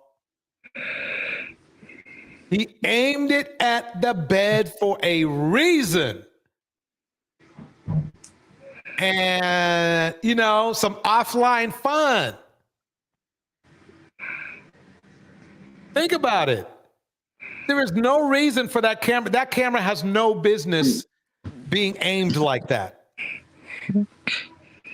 I'll let you guys all chime in. Let me know what your thoughts on my theory, That's pure effery. That I don't know what to say about that, but and those guys in the black manosphere are always find a way to sugarcoat that. All right, on the stage, YCGL. You can't get laid on the stage. What are your thoughts? Oh, me? Yeah, you. Oh, okay. I truly believe that camera was angled because they were going to do oral sex. No, I'm not trying to be funny, DJ, but the position of the camera, it looked as though that they were going to do oral sex, and they wanted like it in their archives, in case they want to get themselves hot again and like look at it. So that's what the position. I mean, I've done that position plenty of times. That's an oral sex. I mean, if you were gonna do like just straight out like anal sex, then you would have to have the camera in your hand, or you would have to have it positioned a lot closer, don't you think? I wouldn't know. Oh man. You guys chime in too. This is you can't get laid, I'm telling you. Oh Yeah, man. that's what's gonna happen. Fellas, you got anything to say? It's a reply to you can get laid with her theory. What do you think? It's probably accurate. Yeah, I mean it The hell if fits. I know. I mean, you know, it's about the camera angle. I think she's onto something. Because that camera angle is on point for that kind of action. And remember now, I'm telling you, there's no reason for that camera to be pointed at the bed. There's just none. Unless. I mean, he's multitasking, you know, he probably, you know, he doesn't have money or you know, he's maximizing the usage of his cameras. Who knows? Maybe there's some hidden OnlyFans account that this is on. You know what I mean? You know, why $6? Okay. So why wouldn't Kevin just come out and say, look, I'm bisexual. Not there's anything wrong with that, but I'm bisexual. I like men and women. You know, we live in America. This is 2000. Well, at the time it was 2023. Right. What issues would he wouldn't have been like shunned for saying I that. was either 2022 or 2021 because remember he died in May 2022. Yeah. Yeah, he died in 22. So it can't be. We get the point though. It's modern enough that he could have been respected by his men. So now that yeah, exactly, Bridget. Now that we must think that there's a hidden sex tape out there somewhere. Because you know those guys are deceptive about everything. Yeah. You know what, DJ? I just want to tell you, I really believe that the manosphere, the red pill, and even the passport bros are undercover, down low guys who are sexually confused. And a lot of those times, those guys, they go overseas to be going with like trannies, and because they got some good looking gay guys in the Dominican Republic. Nice tight shirts, muscles bulging. They got trannies that look exactly like women. So a lot of them are confused and they're going overseas just to so they're not ridiculed for sleeping with who they sleep with. I mean, when you think about it, it's actually poetic justice because you know, it's really disrespecting Black women. I truly believe it's a down low man's MO. It's just because that's just the way it is. So yeah, I agree. Yeah. I agree. I'm not saying that men practice their down lowness, but they have dreams about being with men, whether they're with men or not. They're mentally down low at the very least.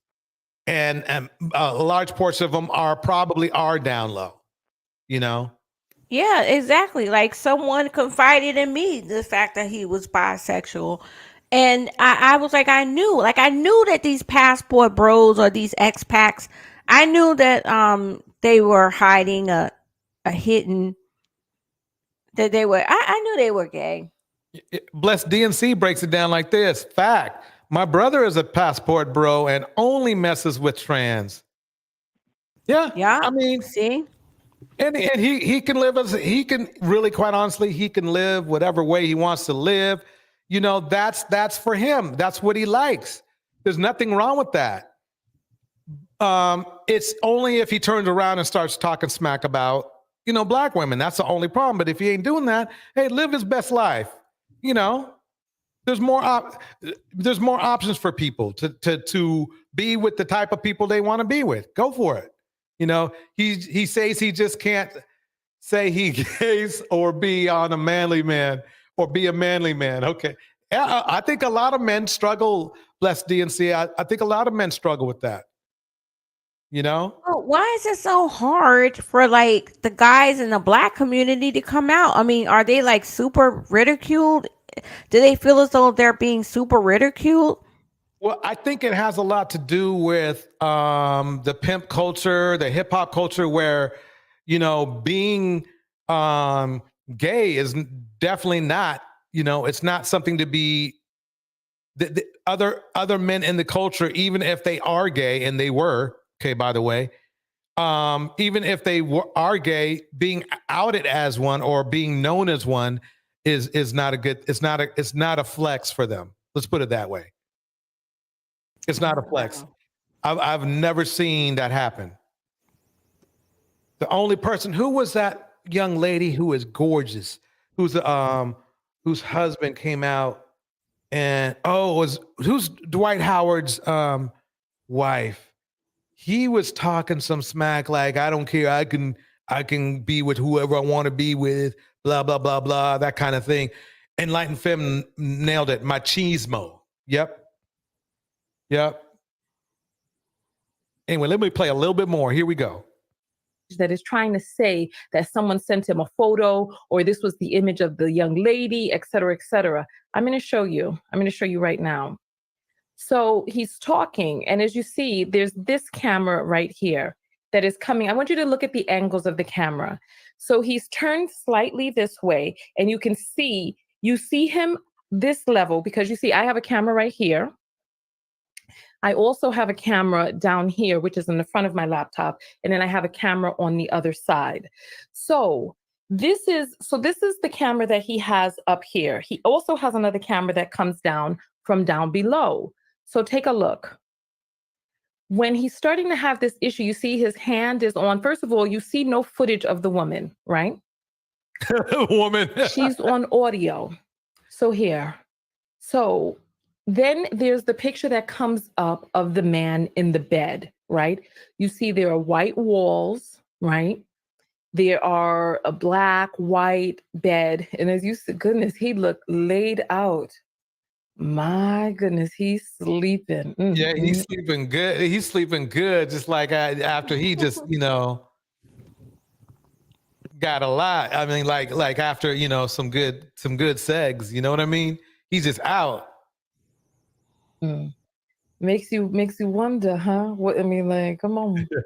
What got him so tired and so spent? All right. And then so after that, he starts to have like this nervous, so it's on this camera for a long time. And then you see he's now trying to switch the camera. I want you to look in the bottom corner right here. Left, Do you see this? This camera is a camera that is behind some perfumes or alcohol or some drink or something like that. That's a lower camera, right? Yeah, let's notice now the lower camera is still aimed at him. He was using this camera for more of effect. Like when he does his intros or when he starts his live streams and the music's playing, he'll use this angle right here, okay, to look classy and all that kind of stuff. That's what he's doing.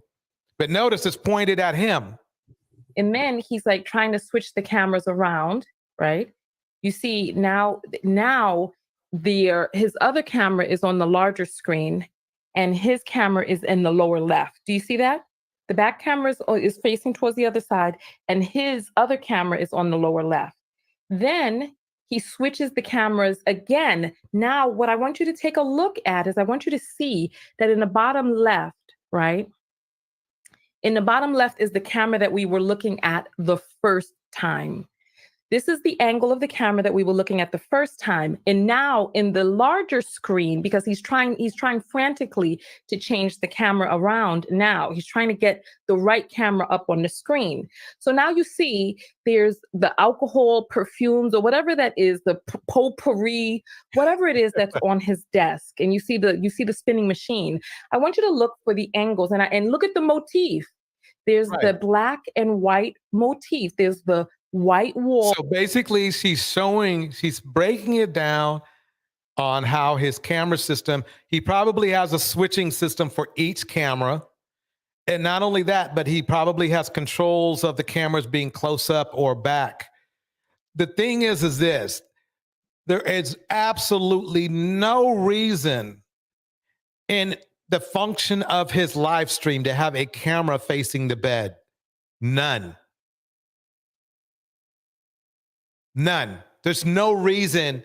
It's kind of like you're taking photos of your family, but you're aiming the camera up at, let's say, the trees. It would make no sense. Even if you were taking different angles, you would never take a photo of some squirrels up in a tree or something. Let that sink in. That camera, don't get me wrong, it was purposely aimed at the bed. It was purposely aimed at the bed. Okay. But wait a minute, DJ.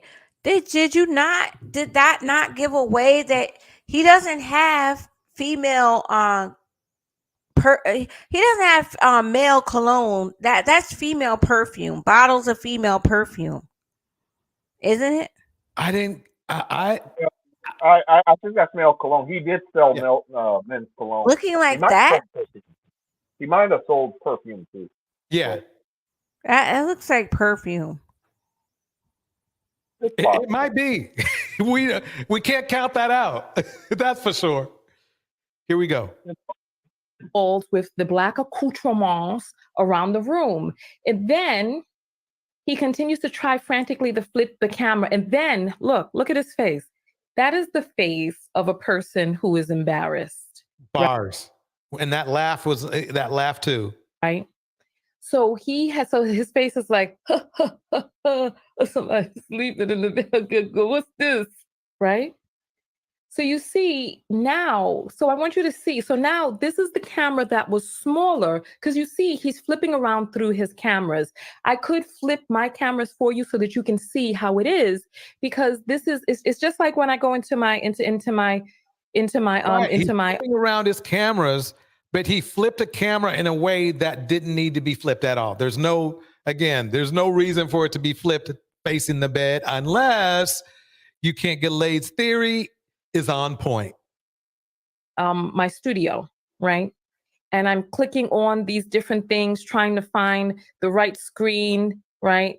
And trying to get to the right screen. When you have multiple cameras up and you're trying to switch between different cameras. So he was probably trying to get a different camera angle while the woman was talking. And then glitch in the system. It turned around and showed some things that he never wanted to be shown to the public. But the thing is that it doesn't even matter. Does it even matter? I mean, it's like people are still going to follow him anyway. True. To Kevin's credit, that guy did look like a bottom. A what? He did look like a bottom, to his credit, if that helps him. Well, what does a bottom look like? A bottom is the feminine guy. He acts more feminine. Yeah. The top is the one that is the manly man. Like he takes out the garbage and he acts more masculine. Yeah, I got that part, but what does a bottom look like? I mean, you don't necessarily have to be you could be versatile, but a bottom looks like, what a bottom looks like. I mean, you're you play stupid, but you're a very intelligent person. I mean, I don't understand why you have to. Now, I guess what Darnell's arguing is that what does a bottom man have? A bottom man have a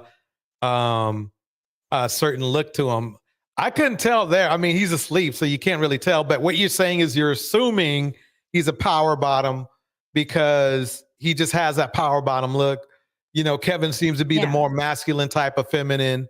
So yeah, I see your point. Not by much though, because he is a feminine, but I think that he is just he's a little bit more masculine than that guy that was laying down. Right. So everybody out there in Manosphere land, don't get mad at us. We're just analyzing the photo, this video here. Don't get mad and send your clones over here. We're just breaking it down. I understand this is something you wanted us to miss, us regular folk to miss, but basically, we look, He's your love. Many of you probably wanted to be his lover, and there's nothing wrong with that, fellas. There's nothing wrong with that. You can be this man's lover. There's no judgment over here. You know, we just find it strange how he was disrespecting black women, talking all bad about them, whilst living the way he was living in a single room. It doesn't, he really, to me, the way he was, how we assume he was living, right? And the way he was treating women, it's not fair. It's not fair for him to even talk about it when he has an alternative thing going on. He can do it all he wants. Can I ask you a question? Sure can. Why I heard Kevin Samuels and some other guy. He was on some guy called, I think, Rico TV or something. I don't know what the heck, but anyway, he was talking to another young man. The young man was 22, and this guy, he was highly into like pornography. And Kevin Samuels was talking to him about the hardest that he's ever, like, asking him questions like, when is the hardest that you've ever nutted before? Like, what? With a woman? Like, two guys talking about how they ejaculate. You don't find that suspect? You don't find that you're up there talking about how hard you nutted and how much nut came out of your nut sack, and then Kevin's like, oh, well, one day I was on a trip that's a bit weird. That's a bit weird. Let me play this other clip real quick. Here we go. You got a big dick? Huh? You have a big dick?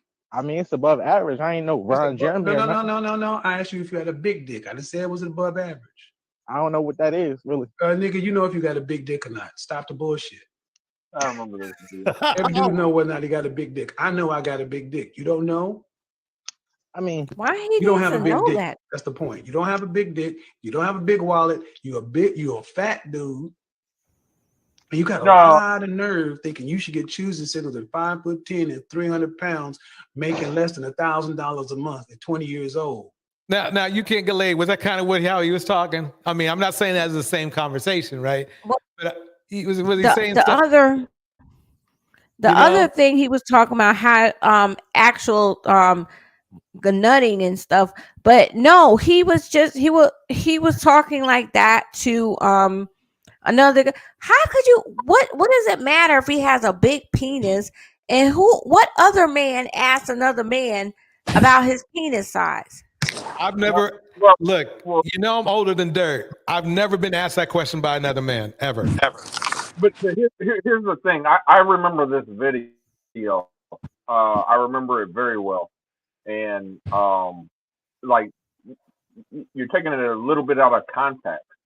Basically, what he was trying to tell this guy is, here's the thing. What he was trying to tell the guy, this guy is not even average, was below average, not in shape, and was like, I deserve I want to get a bad woman. And Kevin Samuels just told him the truth. Like, look, you ain't getting that. You don't make enough money. You're overweight. You're short. And, unless you Mandingo, you're not getting what you want. Right. So he was just trying to put reality to this guy. That's all that was. Wait a minute. So Darnell, if I went online and I would say I was Kevin Samuels, like asking women questions. If I asked her, oh, what does your ussy get wet? You got a nice wet ussy? What does that sound like? Does that sound normal to you? I would say no. That's how it sounds when he said that. Well, I mean, I understand how you feel, but like I said, I watched that video, from. So you would answer a man that asked you, "Do you have a big dick?" Would I answer? I would, but I wouldn't say. I mean, maybe I might, but the thing is, I wouldn't brag. You know what I mean? I'm not that type of guy. So you would talk about your dick to another man and how No. it nuts and everything and how the width and the length of it. Oh my God. I'm No, just I don't. saying how weird that sounds. Well, It you have sounds to so also. suspect. But again, if you were to play the entire video, you'll understand the context. He was trying to tell this guy, you're not going to get what you want. Yeah, but what was the point? What I was saying was he didn't have to mention his dick size. What was the point of doing that? Not every Okay. woman likes big dicks. Okay. DJ Torch, can you play the tape back on this segment? Play the tape Sure back. can. Yeah. And I'll show it to you. And Torch, it was crazy when Kevin Samuels said that they never questioned Kevin about that. Wait, say it again. That way, when Kevin said that they never questioned his sexuality, then so that's one way to not take Kevin Samuels' followers seriously. You got a big dick? Huh? You have a big dick? I mean, it's above average. I ain't no Ron Jeremy. No. I asked you if you had a big dick. I didn't say it was above average. I don't know what that is, really. Nigga, you know if you got a big dick or not. Stop the bullshit. And really, you do know whether or not that you got ain't a none big of dick. I know Kevin I got a Samuels' big dick. You don't business. know? That don't even sound right. I mean, you don't have a big dick. I understand I understand where you can't get laid. I understand that Darnell is saying that it's taken out of context, but the fact that he keeps saying it the way he's saying it is weird. So okay, Yeah. wait, Darnell, go ahead and explain. Okay, so keep playing just a little bit more. There's just a couple pieces of information. That's the point. You don't have a big dick. You don't have a big wallet. You're a fat dude. Boom. You Right got there. a lot of nerves. So basically, Right what he's there. saying is the guy is trying to the guy is being exactly kind of like what your point is that Kevin Samuels in some ways is actually advocating for women in this point by saying that men that are losers in some way, shape, or form, which in what he's saying is his appearance isn't that great, shouldn't be Money trying to wasn't get great. high value women, correct? Exactly. Money's Okay. not on Well, point. Darnell, You're not in the best of shape, and you're sitting up here talking about I deserve a high value woman. You know, Darnell, again, go ahead. do you have a big dick? Oh my why God. are you asking a question like that? No, so it's a difference. I'm just letting you know.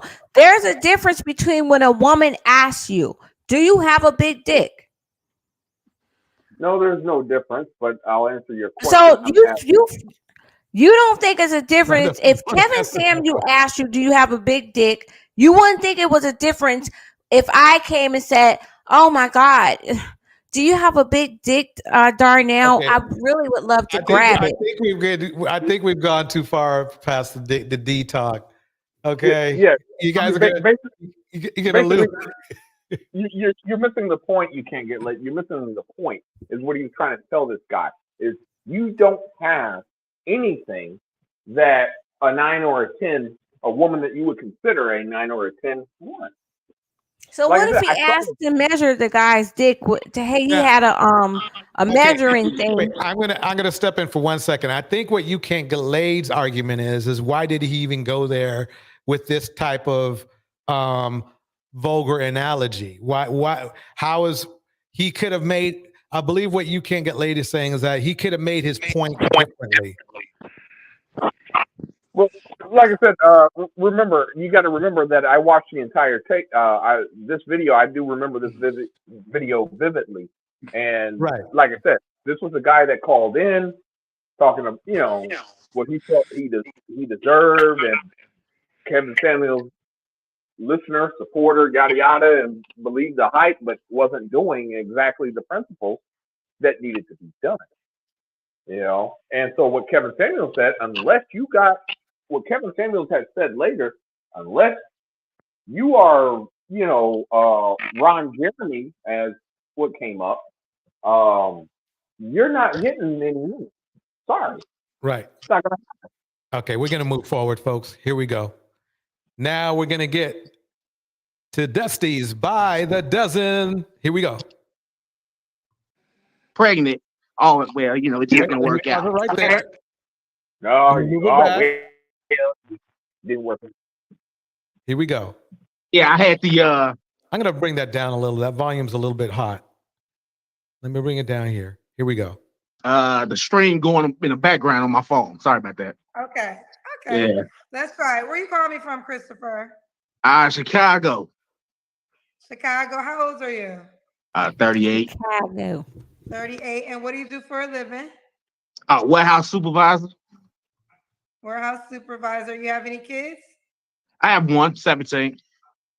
17. Have you ever been married? No, Never married. What's your zodiac sign? Aquarius, Taurus. but I don't want nobody that deals with zodiac signs. Okay, so you don't believe in zodiac signs. Fair enough. No. Christopher, Chicago, 38, warehouse specialist, a father to a 17-year-old girl or boy? Boy. Boy, and never married. What kind of woman you looking for besides a woman that believes in zodiacs? Yeah, better I'll be not. honest, I think that's the silliest thing in the world. I can't judge a person that I've never met based off some astronautical signs. That's kind of silly to me. I'll be honest with you. Everybody's different. But anyway, I can respect your I disagree, but it's not for us to agree. I can respect your notions on it, and I do respect people who do not believe in zodiacs notions, so there's no pushback there. All right, so what kind of woman are you looking for? well, right now I'm actually looking for white and Latina women for right now. I'm This is a black show.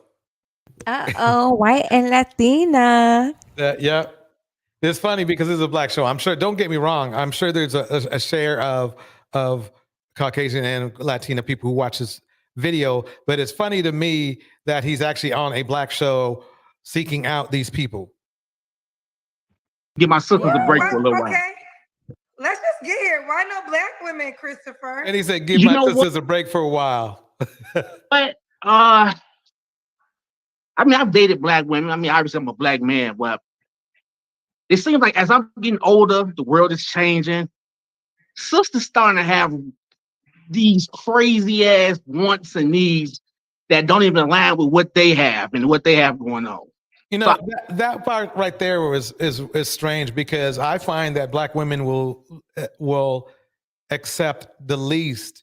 Usually when these men chase after other races, they usually have to put out more, whether it's money, effort, whatever it is, swag. Exactly. I mean, that's what I see. I don't know. What do you guys think?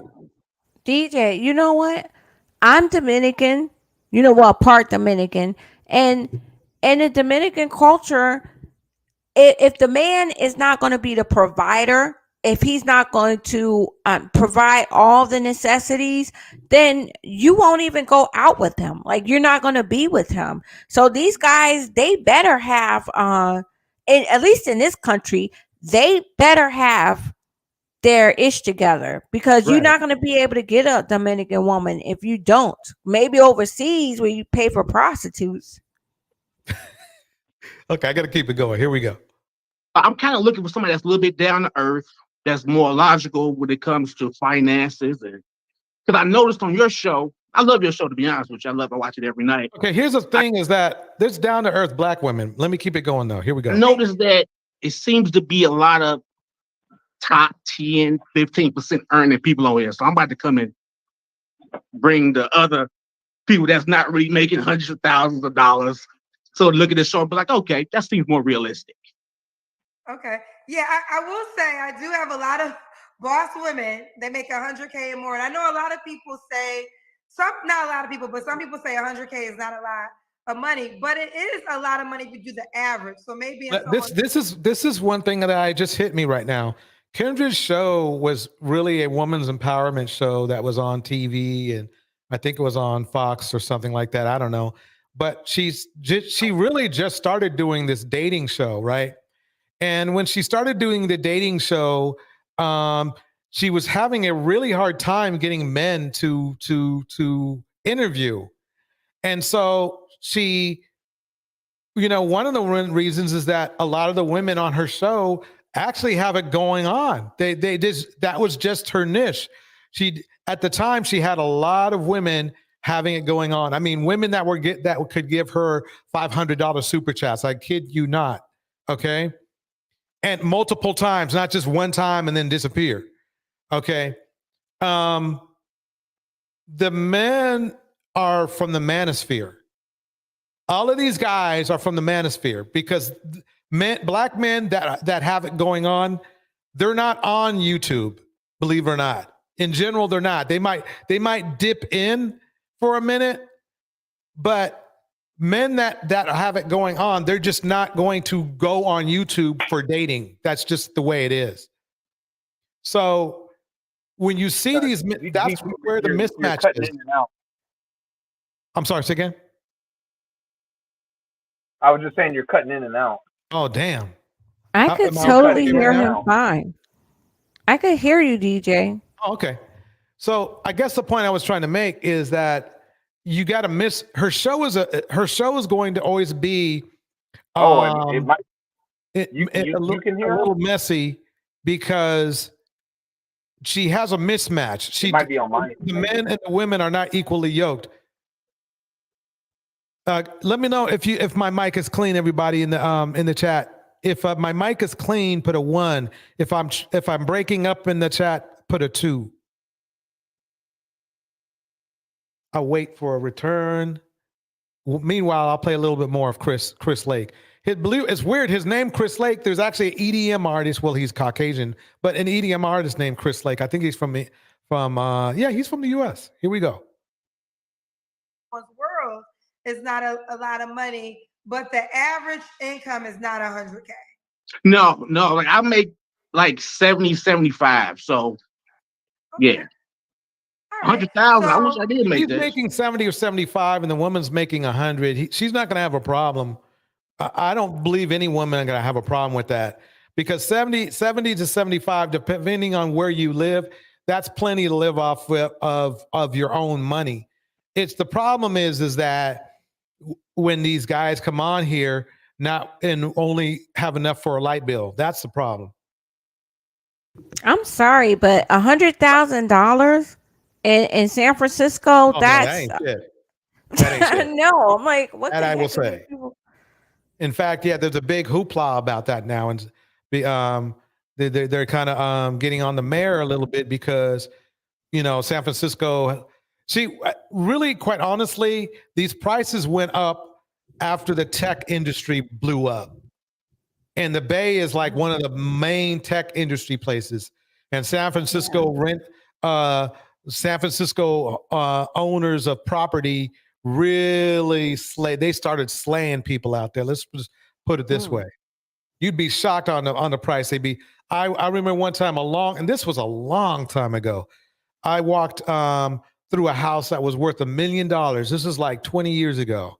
And it was small. It's like, and you guys are getting in San Francisco, So Darnell, damn you, AT&T.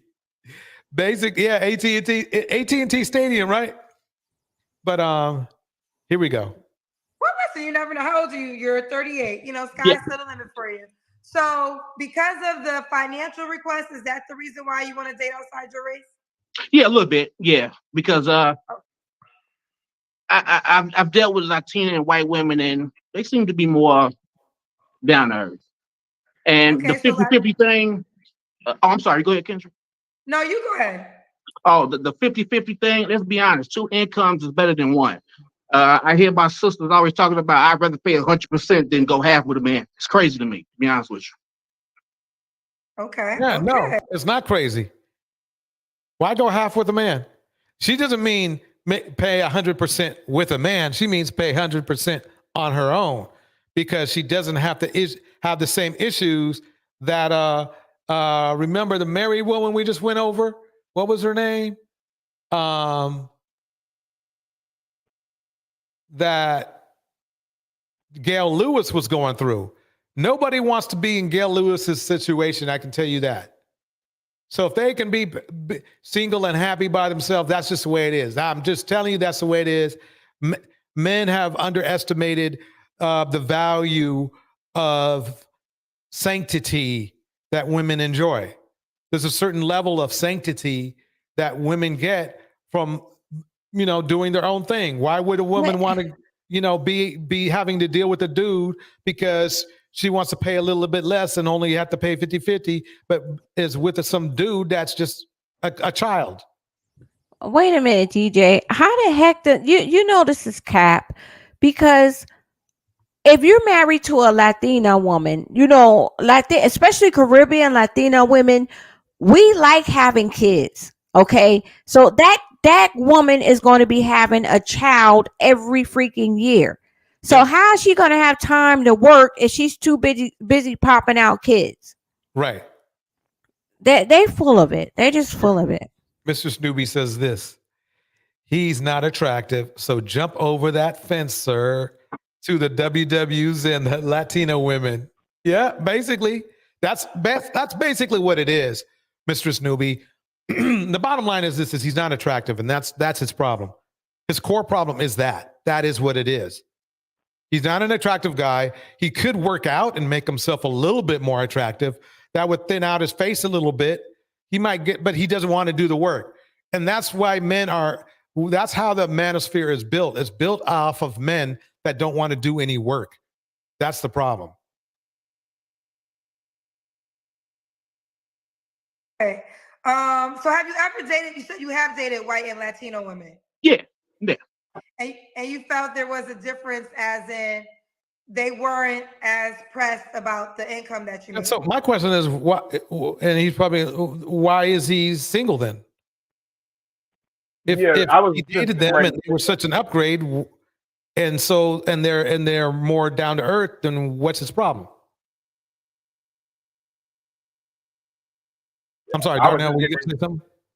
I was just no, I was agreeing with you. I was getting ready to say the same exact ask the very same question that you just said. His problem is because he doesn't have the finances. Right. Well, he doesn't have the finances or the looks. In a way, ironically, he kind of fits Darnell's narration of what Kevin Samuels was telling the guy on the phone. Remember that we just went over? Yeah. That you ain't got nothing going on, so why are you trying to get a high-end woman? And Christopher could be given the Christopher Lake could be given the same the same argument. You can literally but take. I'm sorry. I was going to say that this is why these guys are going overseas, because they're not getting the Latina women over here in the United States that they want. So that's why they have to go over there and human traffic, because they're not scoring with the women over here in America, because they want the Latina women, they want the exoticals, they want the white women, but the white women, they don't have what it takes to get them. So that's why they have to get their passport and run through prostitutes over there.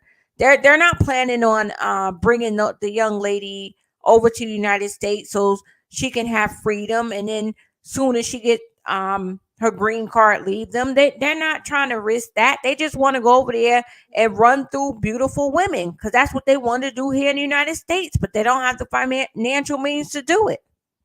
You can't get late. May I ask you a question? Sure thing. So you said they don't want to bring a woman here so a woman can get her freedom. And yeah, what's the point of that?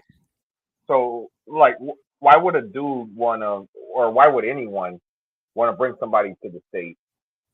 Just so because maybe she lives in cartel infected countries, and it would be a better life, and most likely she has kids. Right. But I'm talking from the person's perspective that's here in the States that doesn't have to deal with that. Why would they want to bring somebody to the States just to leave them? spend all this money, the green card, the visa process, green card process. Well, then stay down.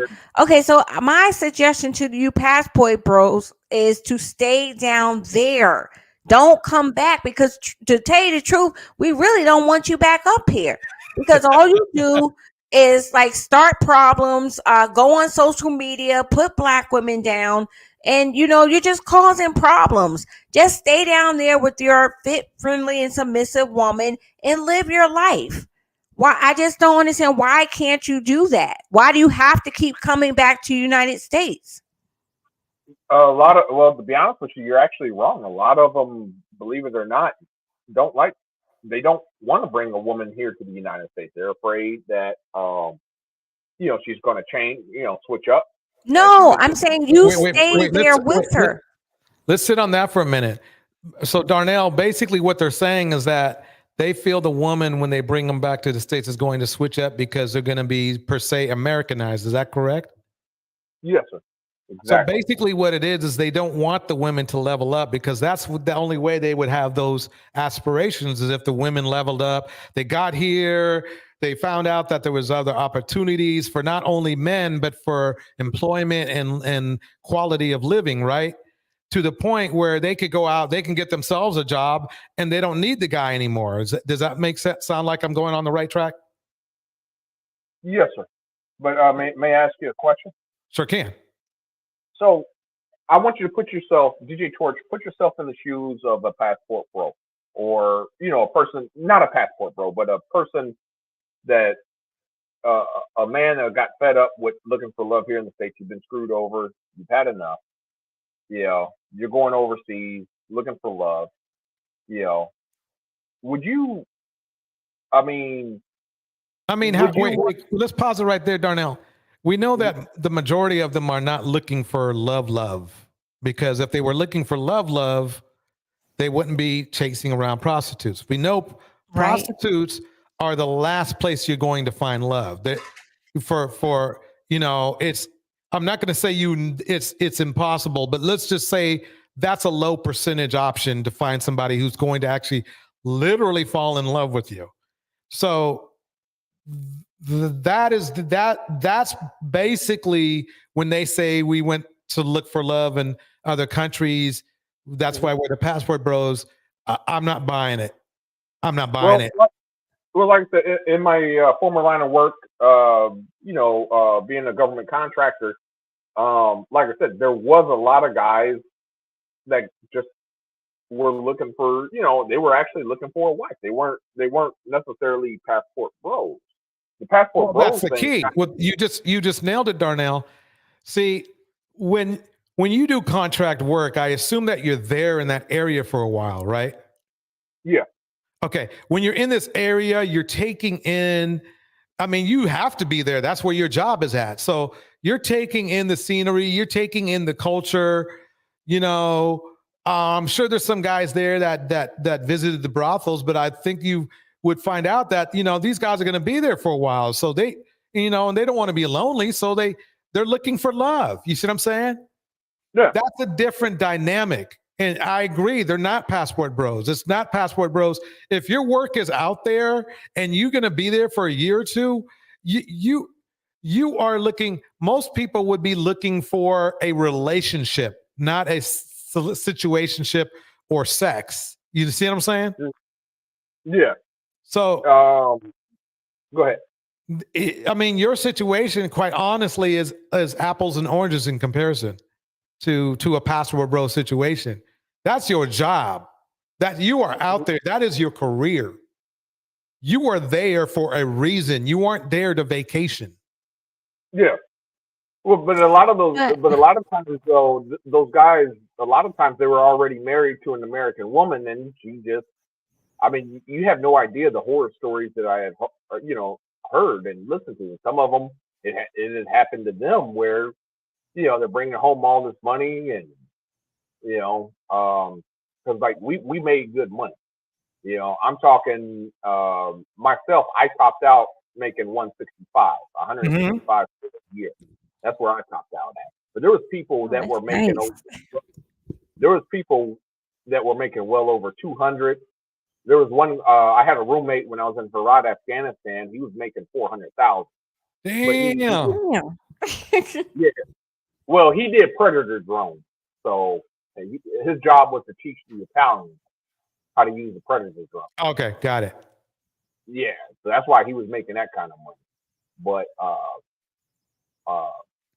the thing is that these guys, they were a lot of them, a lot of them were married at one time, and got screwed over. Like their wives were spending all their money. And Okay, wait. Let's clarify this. This is not clear right now. What you mean married? You mean married in the States or married abroad? They originally they were married in the States. Okay. And they feel like they were taken to the cleaners, so then they got married abroad. Is that what you're saying? A lot of them did, yeah. Especially a lot of them moved to the Philippines. Found them a Filipino wife. I had a supervisor that actually I had one supervisor that for sure he moved to the Philippines. Okay. Yeah. But wait. So, I'm sorry to cut you off, but okay. So he married. He was married before? Is that correct? I can't remember. To be honest, I can't remember if he was married before. Okay. But whatever reason, he did not want to deal with American women. Period. Okay. So what did he tell you why? What we had all said, or what they had all said is that in America, things are just way different. And I go overseas, and there's this feeling I am a king, Right. You know why, right? Well, of course. I mean, we especially us, we made good money. Right. We made So damn do you good money. think if he was broke or lived like a lot of the Filipino men in the area that were struggling, that he would be able to get married? He could get married, but I don't think he would have his choice, if that makes sense. Right. Like, okay. Yeah. No, that's a good point. Let me read Wide Seeking Knowledge message here. They don't want to move there because they can't make the money. Exactly. The only reason they outshine their own men. Yep, that's true. Wait, I just want to ask a quick question, DJ, and then this is it. I want to know, Darnell, why don't these guys just stay in the country? Don't make any YouTube videos. Don't try to show off by saying, "Oh, look, I'm in the Philippines. I'm getting laid. Look at me. Look at all these women." Why do they not just stay? Go stop making social media. Stop making YouTube videos. Go live their best lives. I don't understand that. That's people that want to showboat and they're attention seekers. Like if you're gonna go to places like Philippines, Africa, or whatever, just nobody wants to see you. You just want attention. Stay there and be there. Just stay there and rest your head on that other country. When you lay your head down, you're gonna be deleted in that country. Like you're gonna die in that country. Right. I see what you're saying. Live your life, but don't bother others. I need to move forward, folks. I need to move forward. We will have a Passport Bro live stream. I can see it would be a long discussion, but I want to keep on task. Here we go. They're a little bit nicer. Like this, I dated. Seeking Knowledge message. They don't want to move there because they can't make the money. Exactly. The only reason they outshine their own men, they are basically tricking like we are supposed to be mad instead of laughing. Exactly. Did one a while ago, and I would come home, hey, food to be ready. Hey, how was your day? Tell me about it. Stuff like that. They seem a little bit more concerned with exactly how I am as a person and what's going on in my life, and vice versa. I get that back too as well. So my question is, where are they at? That's my question. I don't think Kendra G asked him that though. And that wasn't your experience with Black women. No, not too much. But honestly, I can actually give myself the blame because that's who I picked. So, but a lot of times it be chameleon activity. You know, they be one way when you meet them. Then as time go on, the more you listen to them talk, they reveal themselves. So yeah. Okay, so white women and Latino women are the preference. Any deal breakers? Deal breakers. No smoking. This is gonna sound crazy too, but no kids under 12. So if they have a child, they have to be 12 and older. Yeah, 12 and older. Yeah.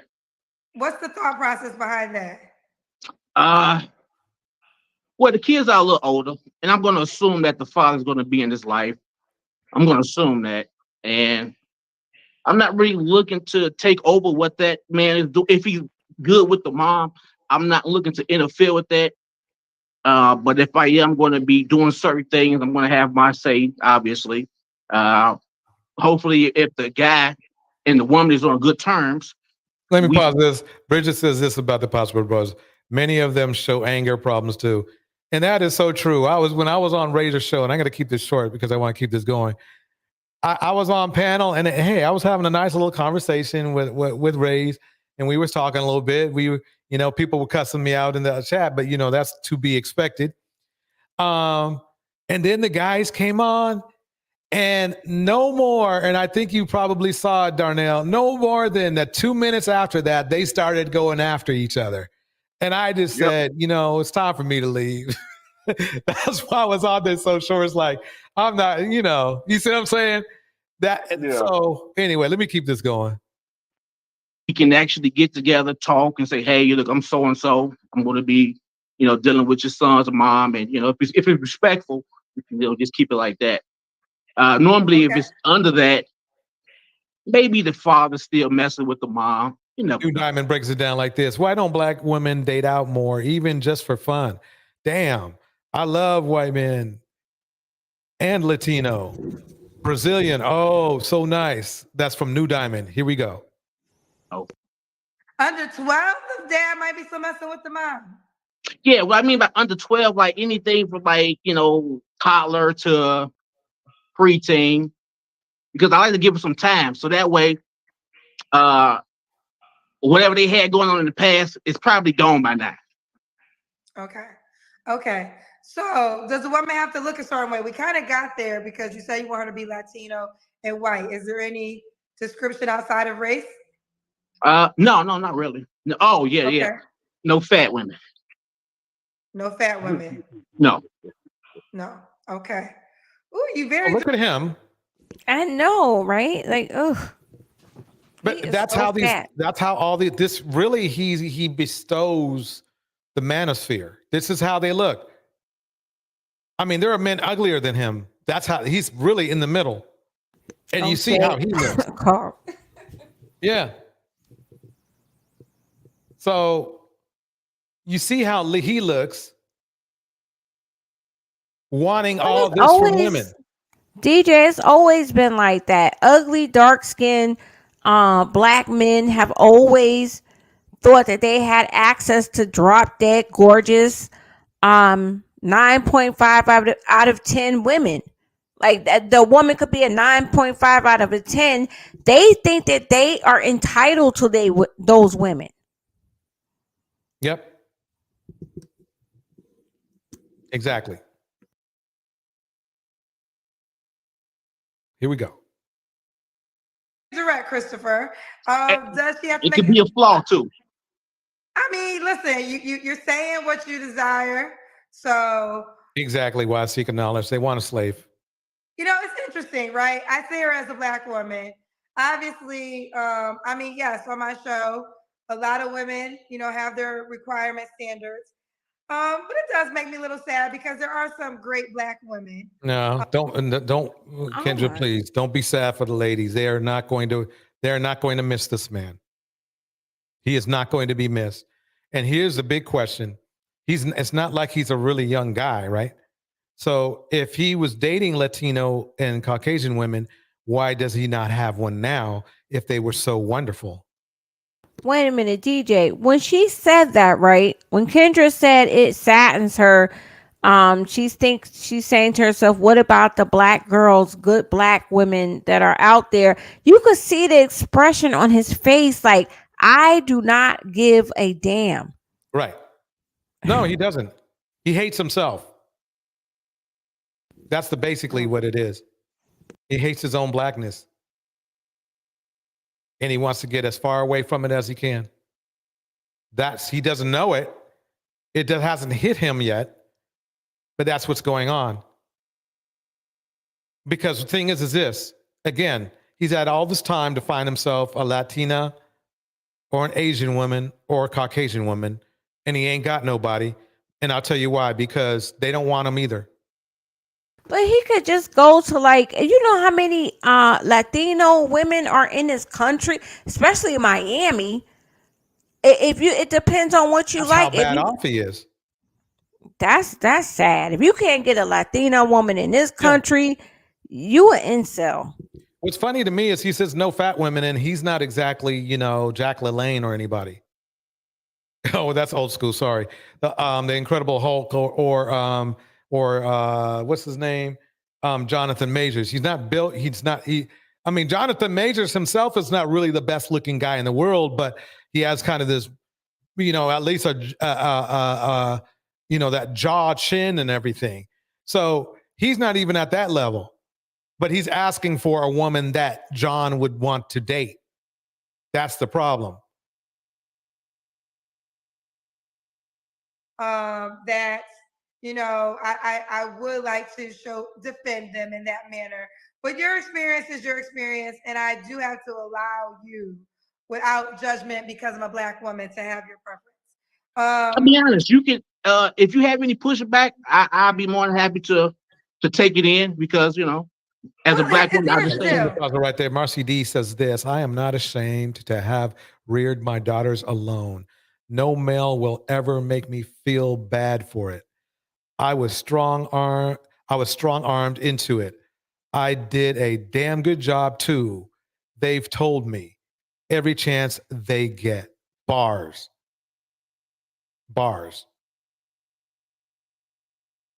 Yeah. It's not that I have pushback. I mean, your reality is your reality, right? Exactly. Yeah. I mean, and I will say, I sit here. I've been hosting the show for Phoenix Soul says Marcy D.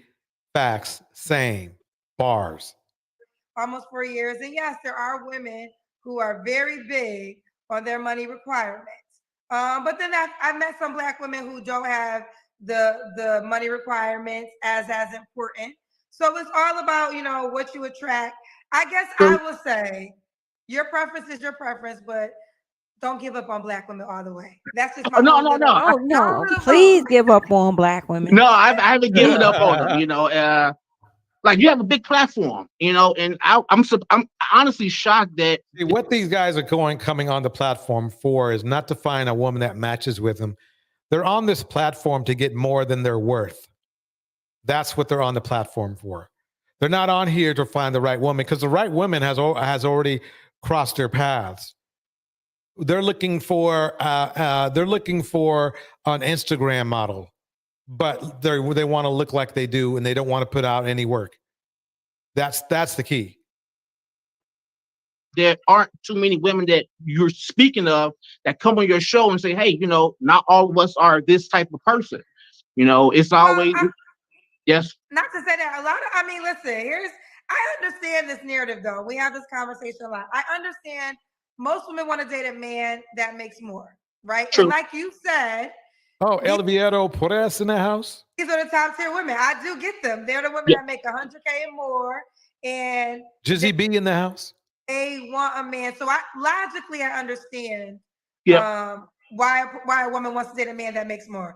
But there's just so many things that come in factors. And I think that all I say to that is learn the man that you say you want.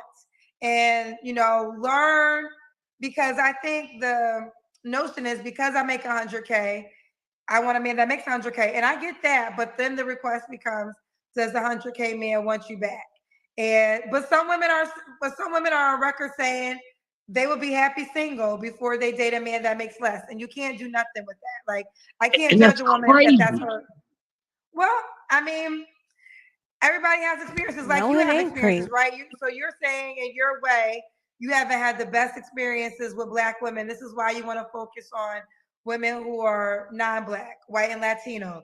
A woman will say, I've dated men that made less and their experience was bad.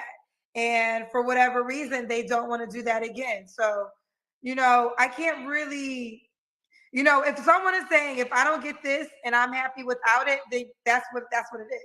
And I think Yeah, we you're do right. need to start realizing everybody's not going to get somebody. Like, True. Yeah, that's true. everybody doesn't get somebody, and that's just a fact too. But That's I don't true. want to go Yeah. off I don't want to go off tangent with you. Okay. Does the woman have to make a certain amount of money?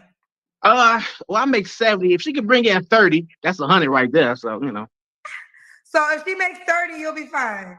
Yeah. I know we got gender roles, but let's keep it real. I don't make over 100,000, so I'm not going to demand my woman to do certain things. I mean, let's keep it real. If I've made over 100, 150, 200, obviously I'm going to take care of everything. You stay home, kids, do whatever. But with what I make, we're going to have to work together. I'm going to do things around the house. You're going to do things around the house. You know what I mean? It's going to be 50-50 all the way. All the way. Bills too. Yeah. Yeah, bills too. Now, Oh, obviously, I'm going to pay the Hell rent no. and all that good stuff. But, Okay. Could yeah. women have kids already? Yeah, just one. Just one. Do Yeah, you want more children? Nah, I want them more. So she better have at least one. Yeah, she better, because I ain't giving her none. Ooh, child, Christopher. All right, let's do the Kendrick Cam Christopher, child. All right, Ew. I'm sit this right here. I got my pajama pants on, so Christopher said he ain't giving you no kids, and that's that. Let me. Look at that. All right, we can Yep. see you, Christopher. Look, All right, pot nice. belly. Okay. He's Do you want the overweight woman too. to be He in just doesn't know it. Chicago? But he doesn't want overweight women. Yeah, sure. Why not? Okay. What is the age range you would date? You're 38. I would say 30 and up. 30 and up. So we got Yeah. Christopher Chicago, 38, warehouse specialist, warehouse supervisor, dad to a 17-year-old, never married. Do you want to get married? No. Oh, you don't want to get married. Okay. And he's 38. Mm-hmm. That's sad. So what good is he? I mean, basically for women that are on, basically it's like this. This is what men don't seem to realize. Women want to get married.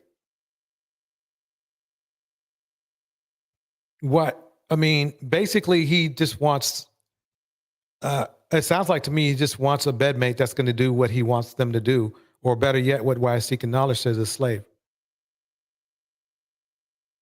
What value? See, men don't understand. You give up a certain level of value when you don't want to get married, and you should be honest. And if you don't want to get married, do so. But understand that women are going to turn you down because you don't want to get married. There's some women that actually do seek out to be. They want a potential. They understand that you're not going to get married in a week, but that's where they want to go. And if you can't take them there, then why are you wasting their time? And especially with Latina and Asian women, they get married, they get hooked up, because black men overall, we are the ones who want to get married the least. We get married the least. Okay, so But I would like these black men that's always, coming for black women and talking about how they're running to these preferences and wherever they want to run to. Here's the thing, like Miss Ellen said, keep going and shut up. Go and shut up. And I want to add as well is when something happens to your ass, when the cop got his foot on your neck, take those same feet that ran you wherever and run to those women to go out here and march for your ass. How about that? right. That's right. That's a good point. That's a very good point. If all the black men that wanted human rights and everything and were concerned with police brutality, I assume they're not concerned about it anymore, since us brothers are doing each other in. way more than the police are. But you would think that they would appreciate at least their sisters going out there, whether they wanted to date them or not, going out there fighting for their lives, literally. But they don't even appreciate that. So Exactly. They talk all that black power, black love, you know what I'm saying? Sister, queen, all that stuff when they need black women to go out here, marching and going to jail even. That pregnant woman, I forgot her name, but she actually went to jail pregnant, out there pregnant, marching for these duck buckets, went to jail. She got a charge. Do you think that those men fought for her rights to get out of prison because of she was out there pregnant, wasn't even her business, but out there marching for the black man. And then she got tased or sprayed or something, and they took her to charged her. Was there any black men activists out here getting together to try to get her off that charge, get her out of jail or prison? Right. No. I agree with the old friend named Gemini who says, don't be on the pavement for these dudes. Don't. They've made it clear to me in various live streams I've been on in their red pill system. They told me they're not appreciating black women marching for them. So don't march for them. Don't march. Don't march. If you're not going to be appreciated, don't. Go where you don't. If you're not going to be appreciated, go where you will be celebrated. And sit at home and look at the TV or your YouTube or whatever you're looking at when it's happening, and just shake your head. My. Right. I need to get that child. Sit there, turn your head, and keep on doing what you're doing. Yeah. Okay, let me read Batgirl's message. You can't get late. Let me read this real quick, and then you can roll. I mean, you can cook. Batgirl says this: only if they bought into the lies, DJ. Marriage does not benefit us, not a bit. So we need to avoid it. Yeah, at least, unfortunately, statistically, taking out color altogether. Let's say black men are X and black women are Y, right? And then you look at other races as Z's. If the Z's are offering commitment in marriage, and X's aren't, why would the Y's not just go out and marry a Z that's going to be statistically more loyal? Unfortunately, that's just the way it is. I mean, for some reason, and I believe it's a pimp culture, that black men, we feel that we are not lowering our value by cheating on women. It's amazing. Anyway, I'm sorry. Go ahead. You can't get late. No, I just said, DJ, at this point, black women are in such a hypnotic state. They're not going to wake up. They care about black men more than they care about their own kids, a lot of them. So they're not going to wake up. I heard that far. I wouldn't go as far as their own kids. Well, from what I've experienced recently, I just actually in some cases, yeah, you're in some. Let's put it this way: that would be a great debate, and I cannot say that you're wrong, because there have been black women, because we do those shows on Sunday, which we do have another show this Sunday, on how the mammies, and it's usually the mammies who do it, who will allow their kids to be abused by their boyfriend. So yeah, I do agree. Yeah, and I was saying, like, 5 people that I spoke with when I went back to Oakland, I was visiting a family member. It's 5 women who got baby daddies. The baby daddies aren't doing anything, and they're saying how they're going to take their income tax checks and create an LLC so that rusty, crusty Nignock could get a job and he could possibly help her out. So, these women, they're not going to wake up. They're not going to, another world could be being built, and they're just going to get the same black man. And in terms of the Latina women, first of all, they're not these guys, these black guys, they're not getting attention. They don't have the funds. They don't have the means to get only a small amount of group have the financial means to get a Latina woman, and they can't get these women. White women are giving up on them. Asian women don't want to date them anymore. So their only option is overseas or to suck another man's penis. That's their only options.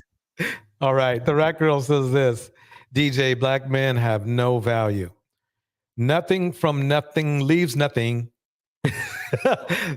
That's an old school song. Nothing from nothing. Yeah, I mean, the thing is this Rat Girl brings up a strong argument, fellas. You feel free to feel free to put something in the comment section, but she's got a strong point because really, I mean, compared to other cultures have higher value than we do. So what are we going to do, fellas? Are you going to raise your value, or are you going to just stay in the basement? It's up to you. Here's my we question. got down there for a reason. There's a point. Don't get me wrong. We have issues with racism and that kind of thing. Yes, that's going to lower our value naturally, but it doesn't mean we have to give up and give in to racism. And that's what a lot of us men have been doing. Yes, I was just going to say. I'm sorry. Go ahead. I was going to say to what you just had just now, the value thing. If black men, I'm talking to black women, if black men have no value, and most do not, most black men do not, okay, and I don't give a care, I'm saying that, okay, most do not, okay, I'm going to take it back to Cynthia G. Y'all, a lot of women didn't like her message. It's too harsh. Oh my God. But if you can say, if something doesn't have value, why would you keep buying it? In this case, why would you continue to birth it? Right. If it has no value. But I'm sorry, I forgot. Well, her the name. answer is love. New Diamond. It doesn't matter what Cynthia G says. Cynthia G says stop giving birth to them and abort. Guess what? The passport bros, the Cartagena and Medellin, all those places in Colombia, all those Latino countries, they're going to do the job for us. So we need not worry anymore about these guys continuing being into existence. So that actually Sin G was a kinder solution, because at least we would still have them in existence, but we would just do selective breeding. So we would be teaching them how to act more civilized, how to have motivation and stuff, but they're just going to start getting deleted because the universe is just going to be like, look, I've asked you women to do what you have to do. I gave you common sense and you're not doing it. So I'm going to have to come down in my divinity and clean up all this mess. Right. And shout out to Misty Moon, because she was the one that explained that to me. Mystic Moon be dropping some gems. Bless DNC as well. Bless DNC says this: black men are intimidated by roles they are not adequately prepared to fill. Bars, i.e., husbands, fathers, leaders. Bars. Well, I mean, the only thing that I'm going to say to that is that, okay, all black men disappear from the earth. Let's just pretend all black men disappear from the earth, like you say, is going to happen. All right. I mean, what do you think is going to happen to black women? We're still going to be here flourishing in our divinity, just like we're just still going to be here, Darnell. I already told you, Darnell. I told you, Darnell. I told you, and you laughed at what I said. New Diamond, first of all, actually, I'm not even going to say it, but New Diamond, first of all, you're don't be disrespectful. I'm not being disrespectful, but I am going to say you are wrong as to left shoe. No, I am not wrong. No, I am not wrong. And I'm not worried. Trust me, Miss Ellen. Okay. How are you not wrong? Answer that. What? Remember, how is New Diamond not wrong? Let's start there. I didn't even hear what she said. No, I'm telling him. We had this discussion before about the matriarch being in power and position. All three of us had. The miraculous birth. I remember. Okay, Yes. let me read Rat Girl's message because it's on point. Hold on one second, and then you can reply. You can get laid. DJ, Black women are experiencing, racism and sexism, bars, and we're not lying down. So that's just an excuse, bars. It is, and they'll use any excuse that they can. I mean, basically, that's what the manosphere does: is they keep dishing up excuses. Were you going to say you can't get laid? Darnell, you do know that science now has a method where women do not need men to impregnate to get pregnant. That's not true. It is so true. It's just been proven. Wait. Let me stop. Everybody stop for 1 minute. Everybody stop for 1 minute. Okay, I'm gonna have to move forward, number one. But number two, the thing is that you said if all black men were gone, what would black women do? I mean, there are other races of men that have no problem with black women, and there's more of them. So, I mean, that's what would happen. So I got to move forward though on the video though, because we can come back. Darnell, just hold, write it down, and then we'll come back to it. Okay. Yes, here we go. Relationship, Christopher.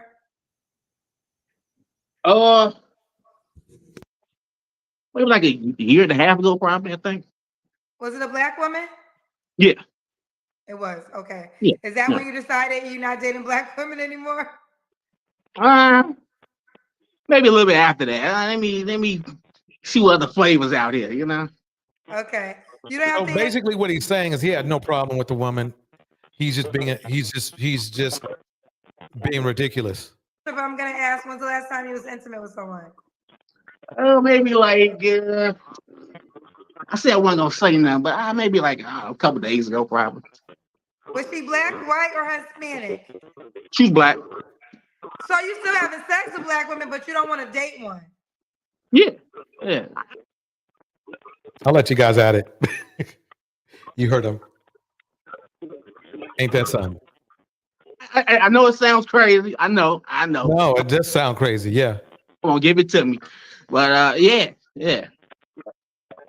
I mean, sex and dating, two different things. You know what I mean? So I mean, it is true. This is why I be telling women to stop having sex with men unless y'all in relationships, because they can't.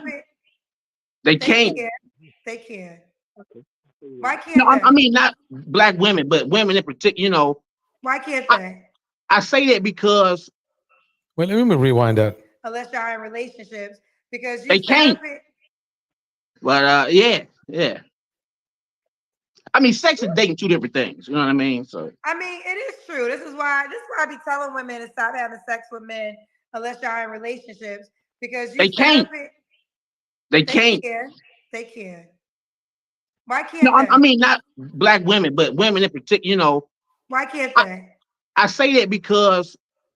So I mean, why would anybody want to date this guy? That's why he's single. Because I mean, he seems like a bluntly honest guy. So if he tells women that there's no commitment that's going to be had, women, many of which have a lot of value, are not going to hang around. They're going to leave. And that's why he's by himself now and desperately on Kendra's show looking for somebody. Never listen to what a female woman. I never listen to what they say. I see what they do. Now, yes, I agree. I can say, hey, I don't want this type of female, but depending on like my personality, I think I'm a funny guy. I could be corny at times, and I know there's a lot of females like that. So, you know, I tend to just go off what they do versus what they say. Because the woman can tell you, hey, I want $100,000 man, but they having babies with niggas that's in the streets. So, I mean, let's keep it real. That's all women, though, not just one particular race. Because you'll give a brother that's 6'4" a chance versus if a dude. There's so many women that are like that, dude, then why are you on Kendra's show? You know what I mean? It's like, if you think there's so many out there that are having babies by other men, but say they want $100,000 man, then you shouldn't be having any problem. You can find somebody who's willing to take your meager means and your average at best looks. That's how I see it. Dude that's 5'10" and under. You require him to do all of this, but this dude that's 6'4" because he looked good and he got the height, I'm gonna just give it to him. They complain when you get pregnant. Oh, well, Men you know, that just complain like this usually have low self-esteem because you're not supposed to be even thinking about other men. That's my feeling. I mean, it's just, it doesn't sound good. didn't work out. Well, you knew that before you got with him. Just be honest. I'm not here to bash. I'm just, you know, my reality. After bashing, now he's not out here to bash. What I see, and I listen to the people that's on your show. You know, a lot of them be kind of contradicting themselves a lot, but you know, I just What's some of don't the think. biggest contradictions that you've heard? Oh, the biggest one is like I'm not ready, but at the same time, I have 3 kids by 3 men. I was too young, but you was old enough to have sex. See, you see how he's complaining about other things, but actually he himself had casual sex and probably without a rubber. He's worrying too much about things that aren't supposed to be about his business. All you need is one woman, but see, he doesn't want one woman, and that's why. He wants to keep running people through his bed. But see, and that's how I'm glad I have this skill of learning and listening to these guys, because I used to coach them back in the day in sports and listen to them when they wanted to. And that's what's got the way this guy is talking. He's talking like a guy who runs through women, and is actually he's one of the people that he is one of the pookies that are doing this shit to other women. That's the funny part. Anybody jump in? Oh, Sandy Red is in the house. Sandy Red, welcome.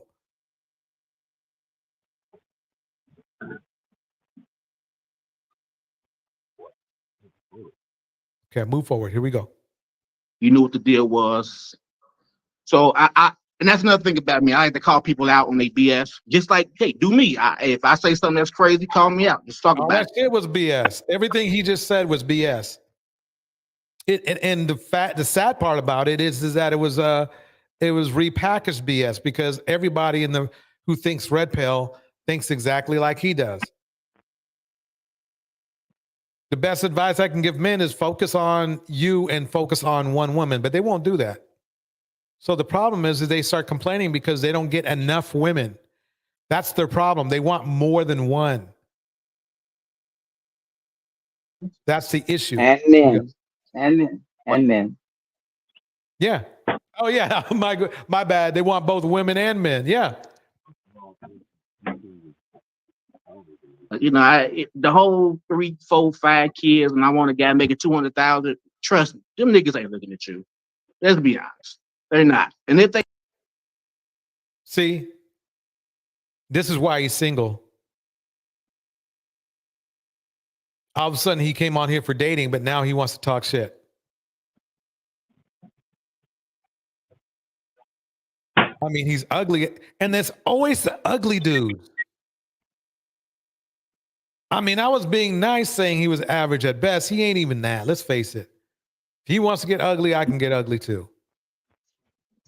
That's what you said. You said average. The ladies, we never agreed with that. I want to. That's what you said. Okay. Let's be clear, because the ladies in the chat, we was already saying H no. So that's what you said, DJ. Right. But we did never say that. He never said he was average at nothing. For real, he looks like a walrus to me. Yeah. And he's bitter as can be too. Mr. Snoopy says this. So when a woman is realizing her errors and trying to develop standards, men try to shame her to lower her standards by mentioning her faults. Bars. You can't make this shit up. Bars.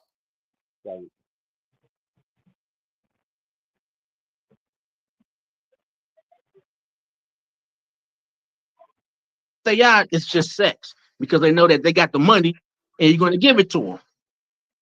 So break that down. So you're saying a woman that has multiple children. Yeah. Is it multiple children or multiple men? multiple men. Now the children, now if you got 5 kids by one guy, I understand that. That means that you're not really out here doing crazy stuff. You just with that one guy. You just Remember, got this is pregnant. a man who has never been married, has no girlfriend, said he wants to date out, said he dated the women, his preferences, but he's not with his preferences. You know, Marcy D nailed it. He needs a therapist, not a date. That is bars. You know what I mean? He's a low value man talking shit. That's how it's going to be. I'm telling you, real high value men, the last thing, they're not thinking about women like this. They're not. That's how they know that they aren't. And you know something? I hear and see videos of preferences doing TikTok videos on a daily basis, and usually try to get the attention of Black women. You know, about their dust bucket, Oh, he won't. I saw one. She was saying he hasn't worked in seven. He ain't worked in 7 years. He won't go get a job. He lays around the house, and he was in the car while she was talking on TikTok, and she's asking Black women what to do. Becky, honey. Man, that's crazy. No, Becky, no. And my thing is, I wish that Black women would stop responding. Stop responding to these passport hoes, and stop responding to these Beckys. Let them march and let them respond in the TikTok page. Bars. Darnelli, are you there? Oh, he's busy. Here we go. You know, those sounds bad. Yeah, I'm here. But the multiple guys, it's like checking in with you. That's a lot of guys. Like I understand you having sex with. You're not even protecting yourself. That's what I see. You letting 5 guys. Wait, this is a guy who probably had unprotected sex himself with a woman just a day or two ago. This is the funny part. He's ugly. He's lonely because he wouldn't be on Kendra's show if he wasn't. Okay, he's unattractive. He's not attracting anybody because if he was, he would be too busy on a date right now. And he has the nerve to disrespect Black women. He's on here disrespecting Black women, even though he wants to bullshit and to sound like, oh, I mean all women. We know that this is a mostly Black women show. Yeah. He looks like one of these dudes in LA, bro, that be on Skid Row. Yeah, I mean, if you walk back past any attractive woman, she's not even looking at him. And that's why he's on the show. Not only because of looks, but she's going to get this weird energy that he's thinking right now. He's going to turn off women that may not even have the negative things that he talks about just because it sounds disgusting, because he's a disgusting person. Yeah. Yes, hit you wrong. Dump inside you. Now you pregnant. Now you mad at. See, I knew he was going to go there. That's not even his business. His business is finding a woman for him. But he won't find a woman for him because he's too busy he probably does the dumping. That's what's crazy about this. It's kind of like they have amnesia, selective amnesia. Wow, I didn't use a condom last time. Wow, so now I'm on Kendra's show. Yeah, and all these women out here letting dudes dumping. Oh, yeah, I did kind of dump it. Yeah, and then that's basically what he's doing. These hypocrites are crazy. That's the word I'm looking for. He's a hypocrite. Darnell, what are your thoughts on this dude so far? I know I'm ripping into him, so if you want to defend him, feel free. Well, like I said, as far as this dude goes, I can't defend him, DJ Torch. I'll just be honest with you. I can't do it. Got it. We'll keep going. Here we go.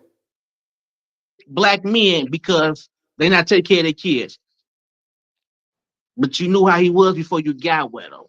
Yeah, and I guess a lot of women knew how this man, Chris, was when they got with him and got rid of him because he's single right now, right? See? Yeah. God, this guy. DJ I Source, mean, I want to throw a hypothetical question out here too. I just thought about this. Is why does it seem like these guys? This is supposed to be a dating show, right? I don't right, watch this stuff. I only watch it on here. It's a dating show, right? It's like a dating app, but it's a dating show. Okay, which means you're supposed to be showing the best side of right. you. You know what I'm saying? You know, to present. And how does it always turn into a black woman fashion session sometimes, or either a therapeutic. I mean, is Kendra a therapist? It turns into a therapy session. It's supposed to be a Right. dating show.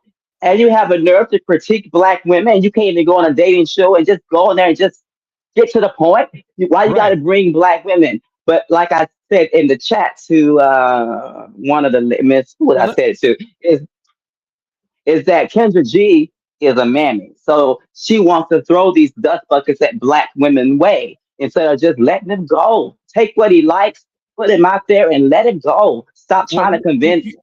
you brought up a good point, and I'll tell you why. If he's truly looking for a woman, he is doing the last thing you want to do is bash women, literally bash women on a dating show. So it tells me that, and he represents a large portion of black men, that his goal is not to be in a loving relationship with a woman, but just to basically hate on women, and especially black women. As ugly as this guy is, he still thinks he has enough cachet to talk shit about black women, looking the way he does, living the way he does, because he just had sex, but he's on a show trying to get more sex. He said he didn't want to marry anybody. He said he wants to be single. So he's basically saying that I want to be Pookie.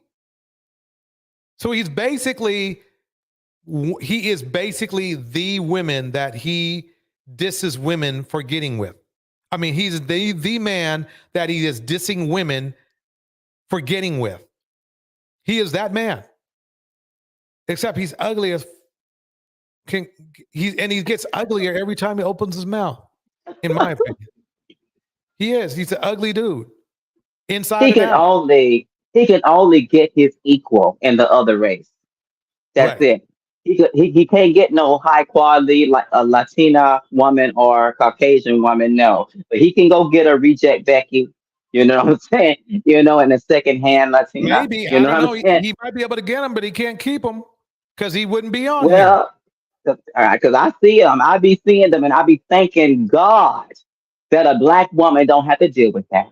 You know what I'm saying? I be thanking the higher power every time I see them with their reject Beckys. I be thanking, thank goodness. You know what I'm saying? This Becky saved a black woman's life today. So but just go. Shut up about it. Just go. Yep. Sandy Red breaks it down like this, and this is bars right here. Kendra letting these guys go off helps women vet better if they want to date and marry. Bars. Use it as a teaching tool. This is a low value for women. For women, because men, who knows, who thinks how men thinks. He's a low value man. His money means nothing to you ladies because he probably won't spend it on you anyway.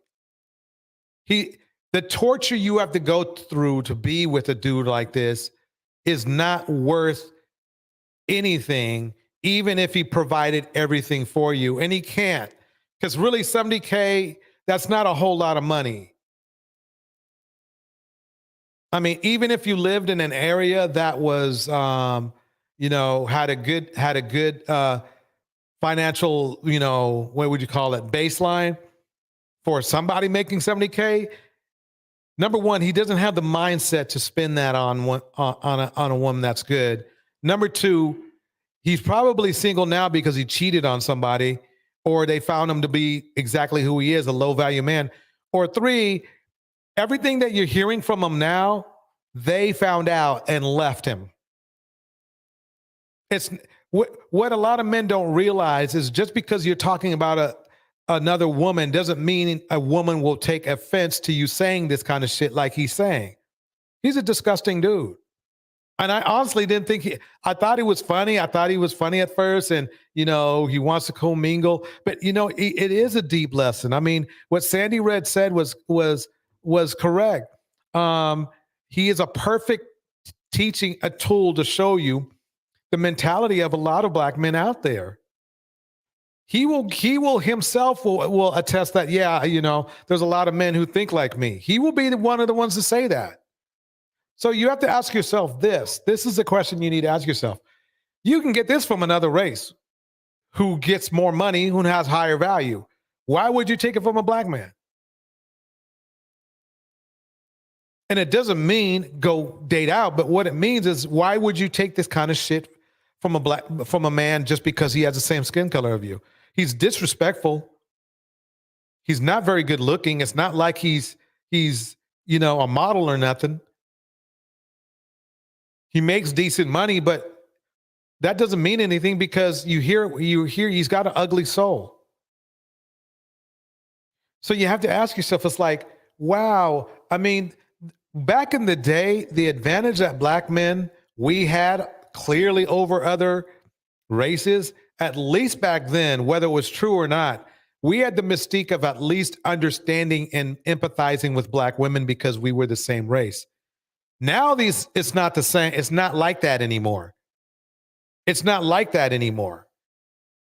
You hear how we talk. He can very well, as far as his dating thought pattern, he thinks like really a bigoted Caucasian person. When you think about it, that's exactly what everything coming out of his mouth is exactly how a bigoted Caucasian person would say or sound like. I know it because I've been there. I've been in front of bigoted Caucasian people, and they sound just like he does when they talk about black women. No, actually, I'm wrong. I'm sorry. They don't sound this bad, actually.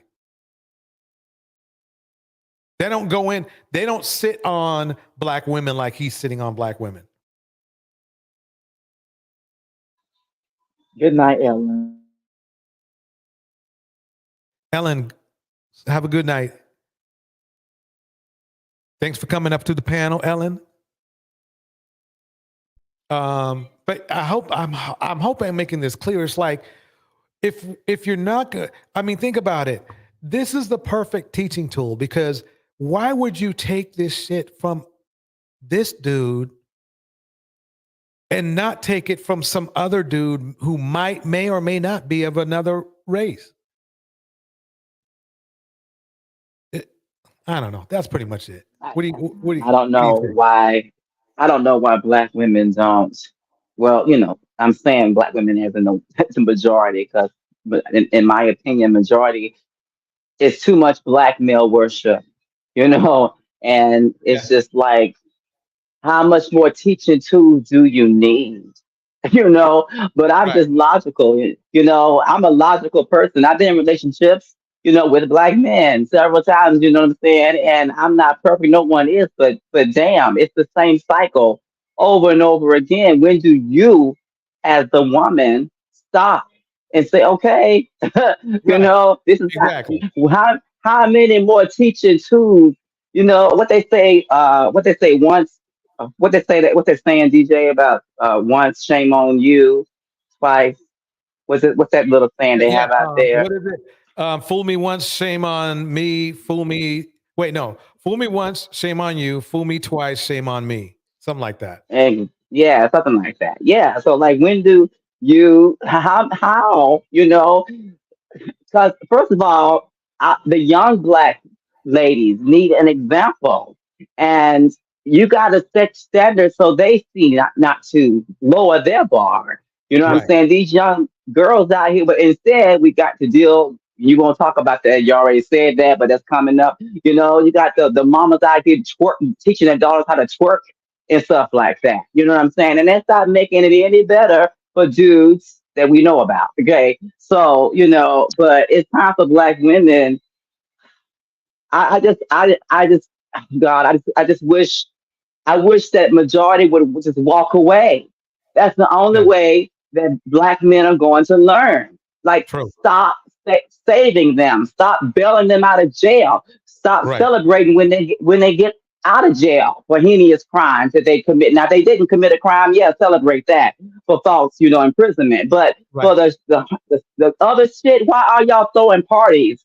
And a person gets out and do the same thing over and over again. The black male worship has black women bound under like a spell, and some of that, in my opinion, is religion as well. Stay Right. by your man, pray for your man, don't leave, hope for your man, do this, but pray in the morning for all these books and sermons in the Christian bookstores in the pulpit are worshiping black men, and that's Right. why a lot of them are being exposed this year.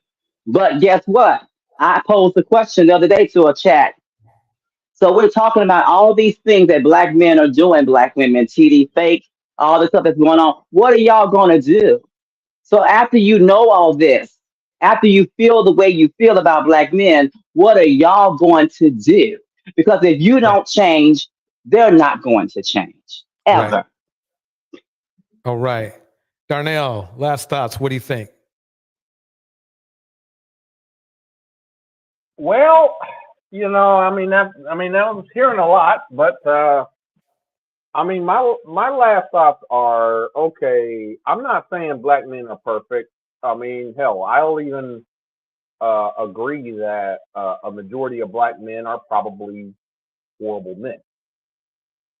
My opinion, I believe 2 out of 3 black men are horrible. That's 56%.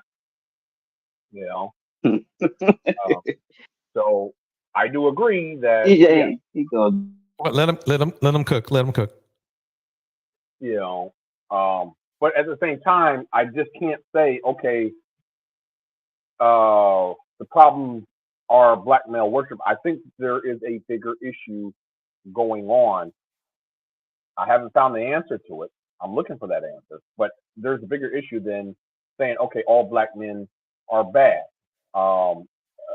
New Diamond, when you said that, for example, we don't need black men.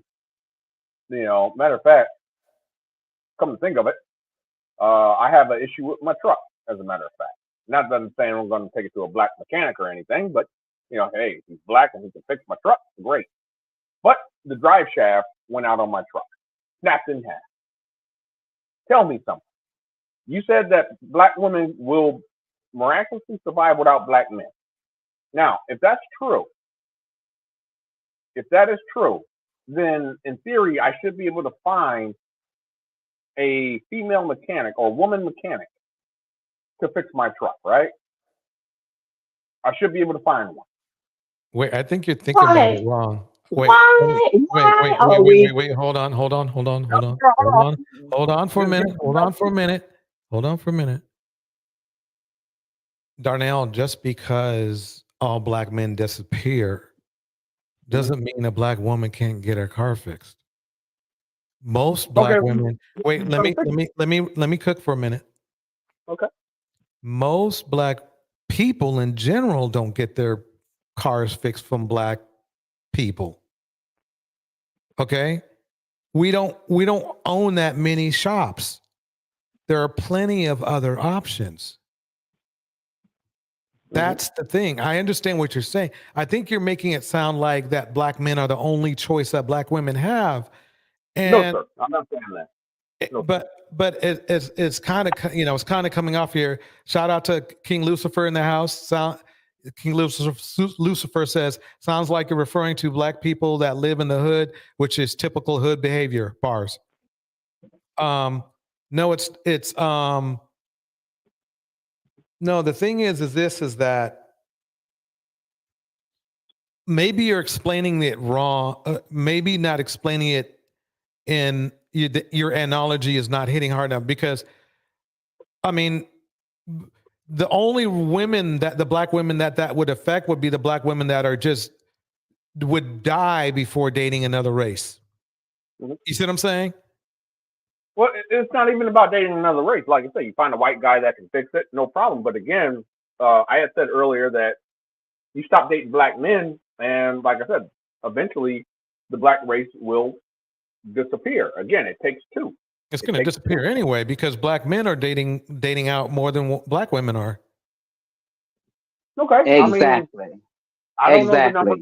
I don't know the numbers of that, but oh, I do. It's twice as much as 25% black men. It's like 12% for black women. Okay, I'll take your word for it because I can't. Oh, you know, when we do the numbers live stream, we can, I'll pop it up on the screen. But Darnell, don't sit here, Darnell, and act like you don't know this. Let's stop all this, okay? Acting. You must have took theater in school because we see on the internet. You do not see. Wait. You can reply, but a little more relaxed. I know you're frustrated with them, but a little more relaxed. Let's go forward. Go ahead. Okay, Darnell, sweetie. Honey.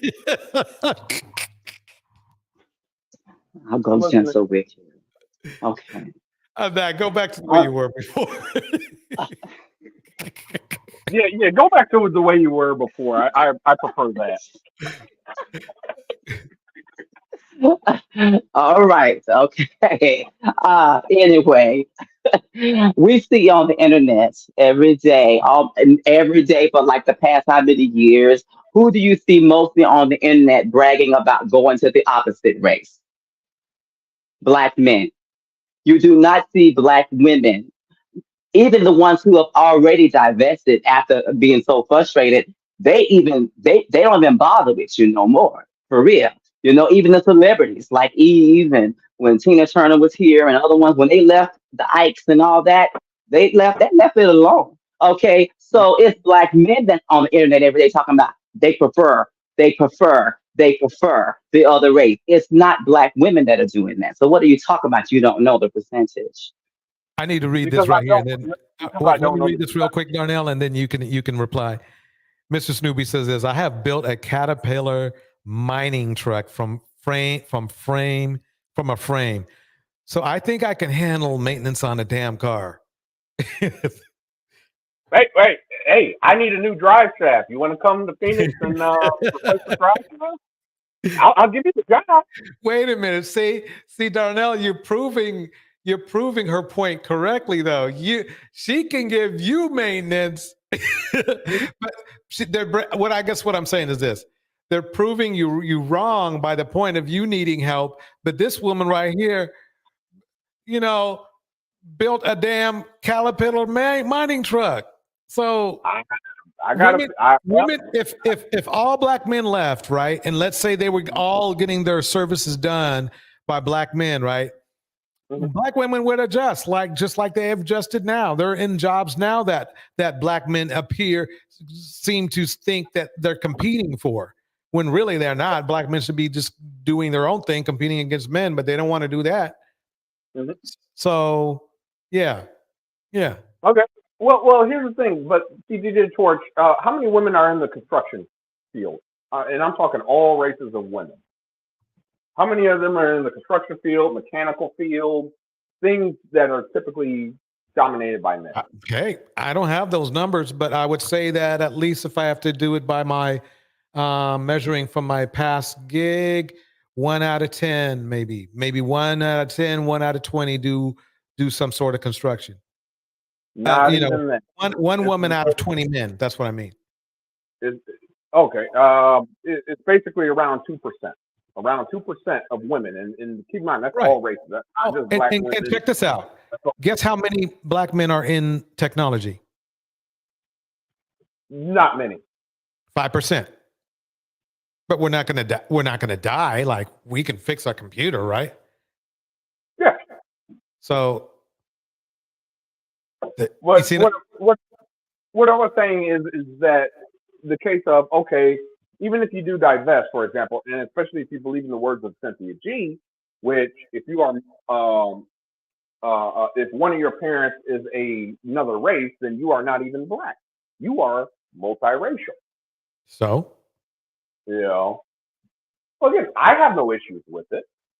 Personally, I have no issues with it. But the thing is that as I said earlier, the black race would just basically die off, especially if you don't believe that, that if you believe that you have to have two black parents to raise a black child, to have a black Right, child. but what's the value in that?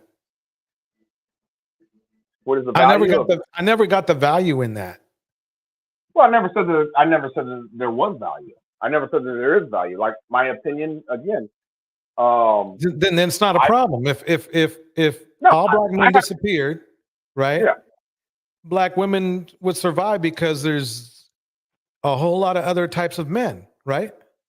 Now the children would be mixed of some sort, right? But I mean, there would be enough black representation depending on the strength of the genes and whatever. So, not if you believe in the words of Cynthia G.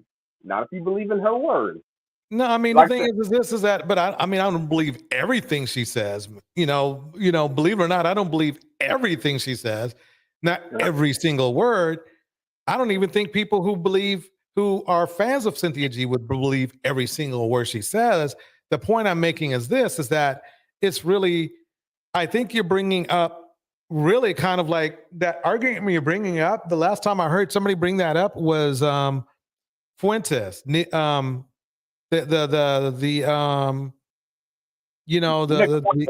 hate group guy. You see what I'm saying?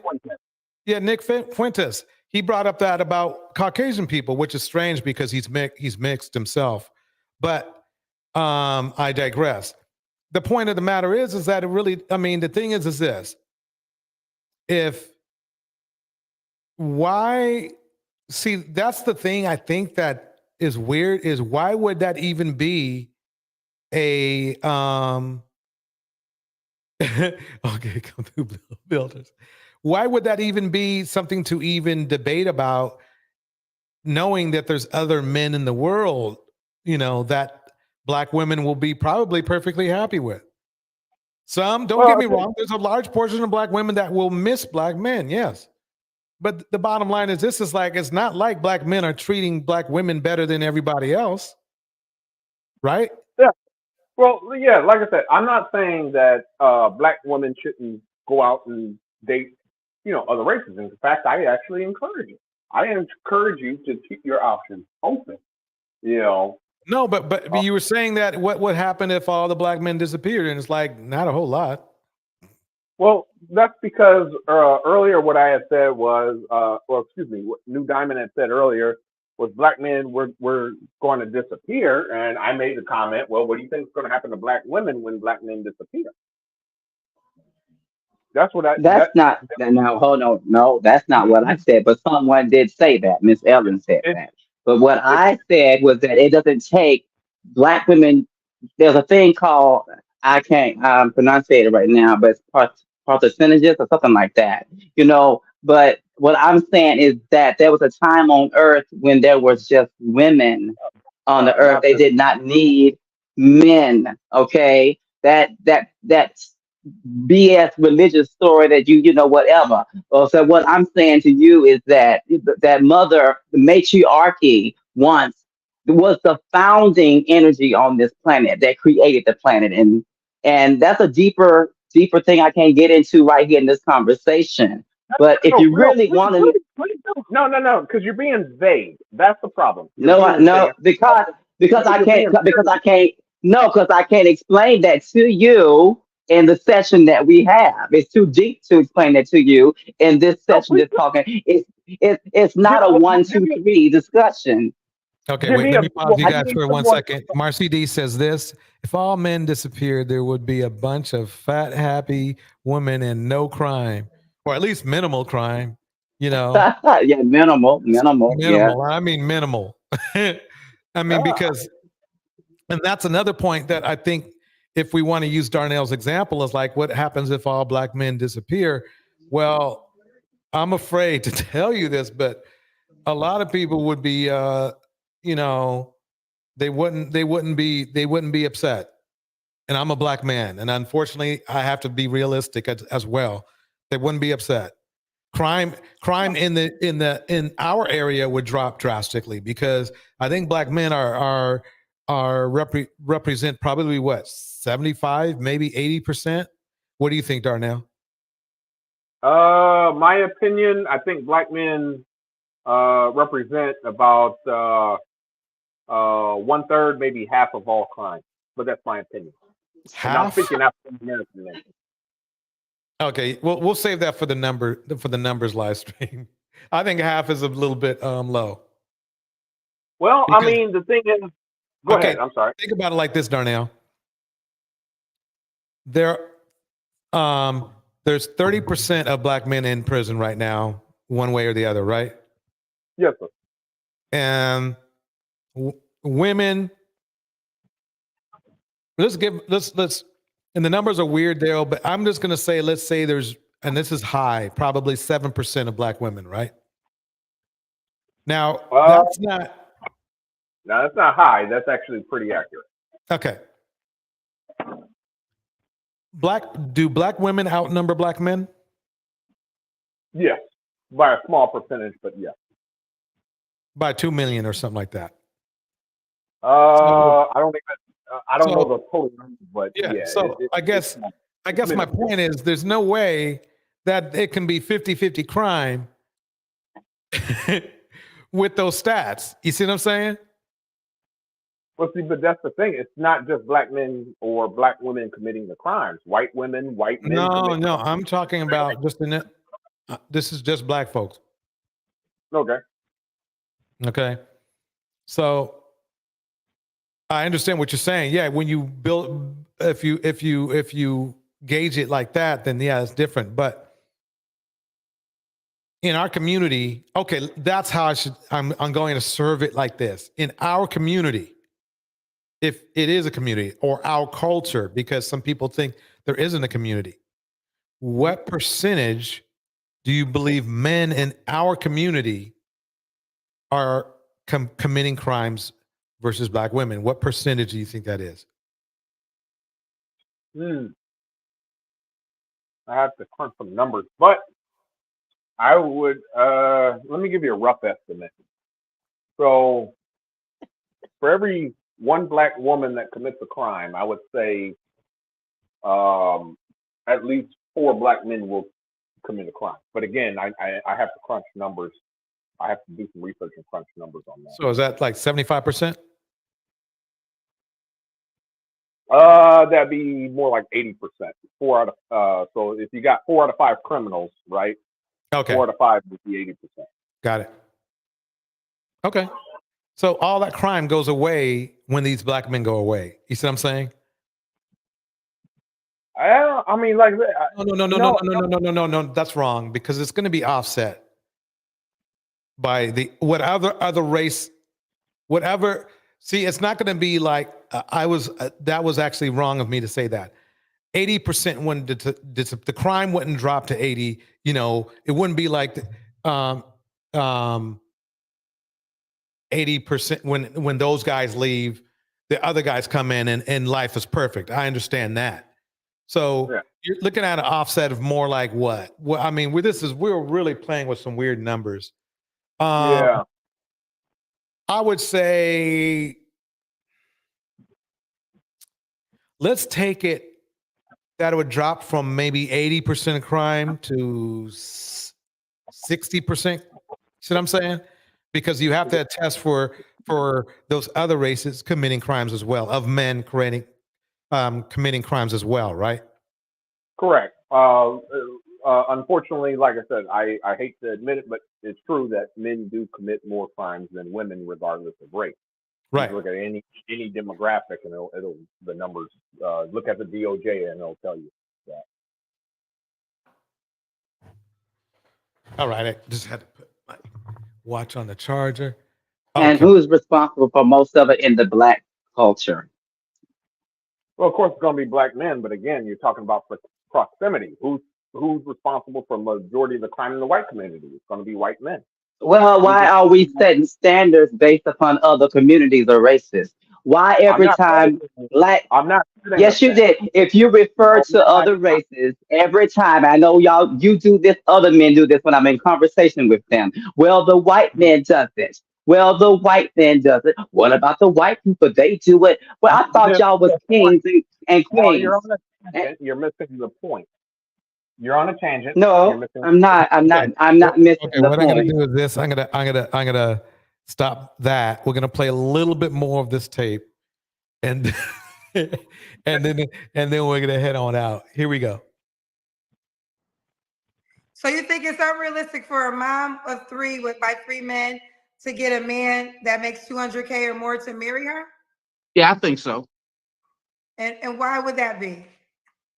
Because the three guys that wasn't making that, you didn't require that from them, and you got babies by them. You know, I'm telling you from a guy's point of view. If I see you with, you know, multiple baby daddies and you require a man of a certain stature, you don't really qualify for that because you didn't really give the other guy those qualities. You know, you didn't say, hey, look, you know, this is the type of guy. Look, I understand you got kids and you want to have sex, but let's just wrap it up. If you know you don't want kids, choose protection. You know what's funny about this? He just said wrap it up. Women don't wrap it up. Dudes wrap it up, dumbass. Dudes wrap it up. And I bet he didn't wrap it up when he got with the woman too. I guarantee you he didn't. This is why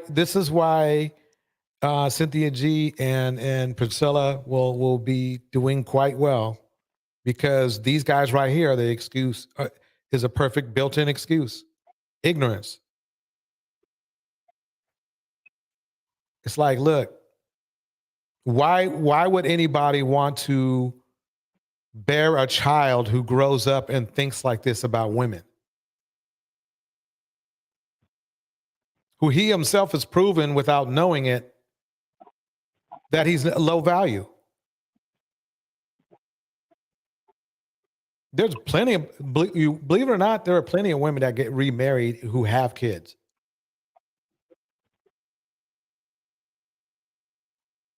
And again, as New Diamond said, what is he doing on this show? He's supposed to be that, and that's the problem that Kendra's going to have on her show. These people are going to start coming up from the manosphere and wanting to turn her show into a manosphere show. Now, who knows? She might be down for that. But it's going to start to get ugly. She should have really by now. She should have told dude, look, you know, let's keep it on the dating thing so we can move. She should have got this rid of. She's gonna have to start getting rid of these manosphere dudes. I guarantee you, he's probably got some fucking channel too.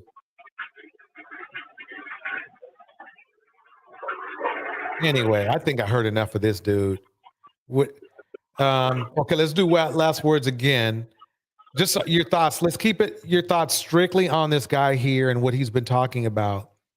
Because all the numeric stuff we're going to save. I already got a live stream lined up for that. So let's save that debate. And it would be nice to have you two at that debate when it comes up. I believe it's next week. Okay. Let's go with New Diamond first and then Darnell last. Oh, well, I'm just, you know, I mean, a dust bucket will be a dust bucket. You know, and that's all I can say. I mean, for real, I don't understand why well, I do understand. I do know why he's on the show, and that is to get attention, you know, to get attention from black women, the black women that he don't want, quote unquote, you know, right. And that, you know, so, but anyway, he's very entertaining, you know, like Miss, I think it was Miss, who was it, said that he was a teaching tool, you know, but I think that we have too many teaching tools out here to continue to be fools. And I'll leave it at that. Right. Darnell. Yes. I mean, I do agree with what New Diamond had said. You said this guy is going to be or excuse me, not this guy particularly, but in general, what did you say? Rust bucket? What was it? Rust bucket? Dust bucket. Dust bucket. I do agree that a dust bucket is going to be a dust bucket. You can't change, you know, you got to call a spade a spade. This guy, I mean, he does make, there are certain points that he does make, but for the most part, like, my opinion, this guy is not genuine at all. You know, I mean, you can definitely tell. Okay, first of all, he's on a black dating show, looking for white and Latina women. Like Right. that's not even the demographic. So I mean, that should have been the first clue right there.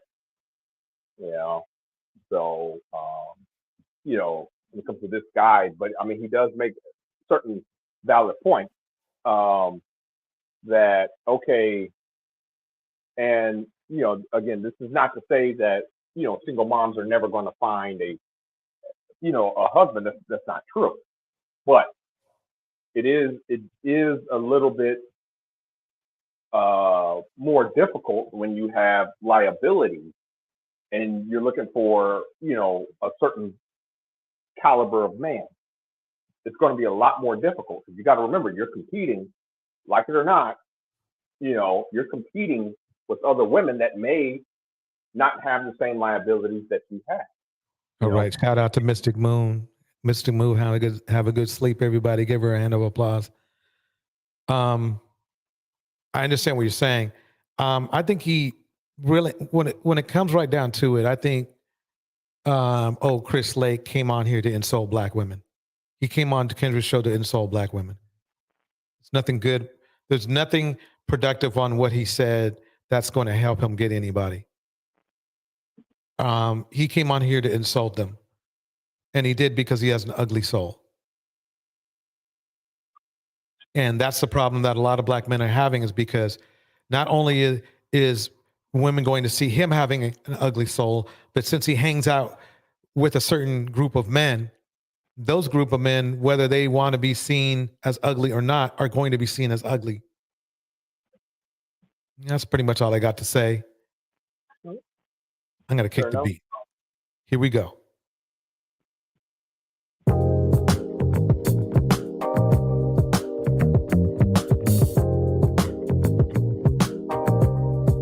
All right, I'd like to thank everybody for coming through. Remember, we got a show tomorrow, CTE in the community, breaking it down. Here we go.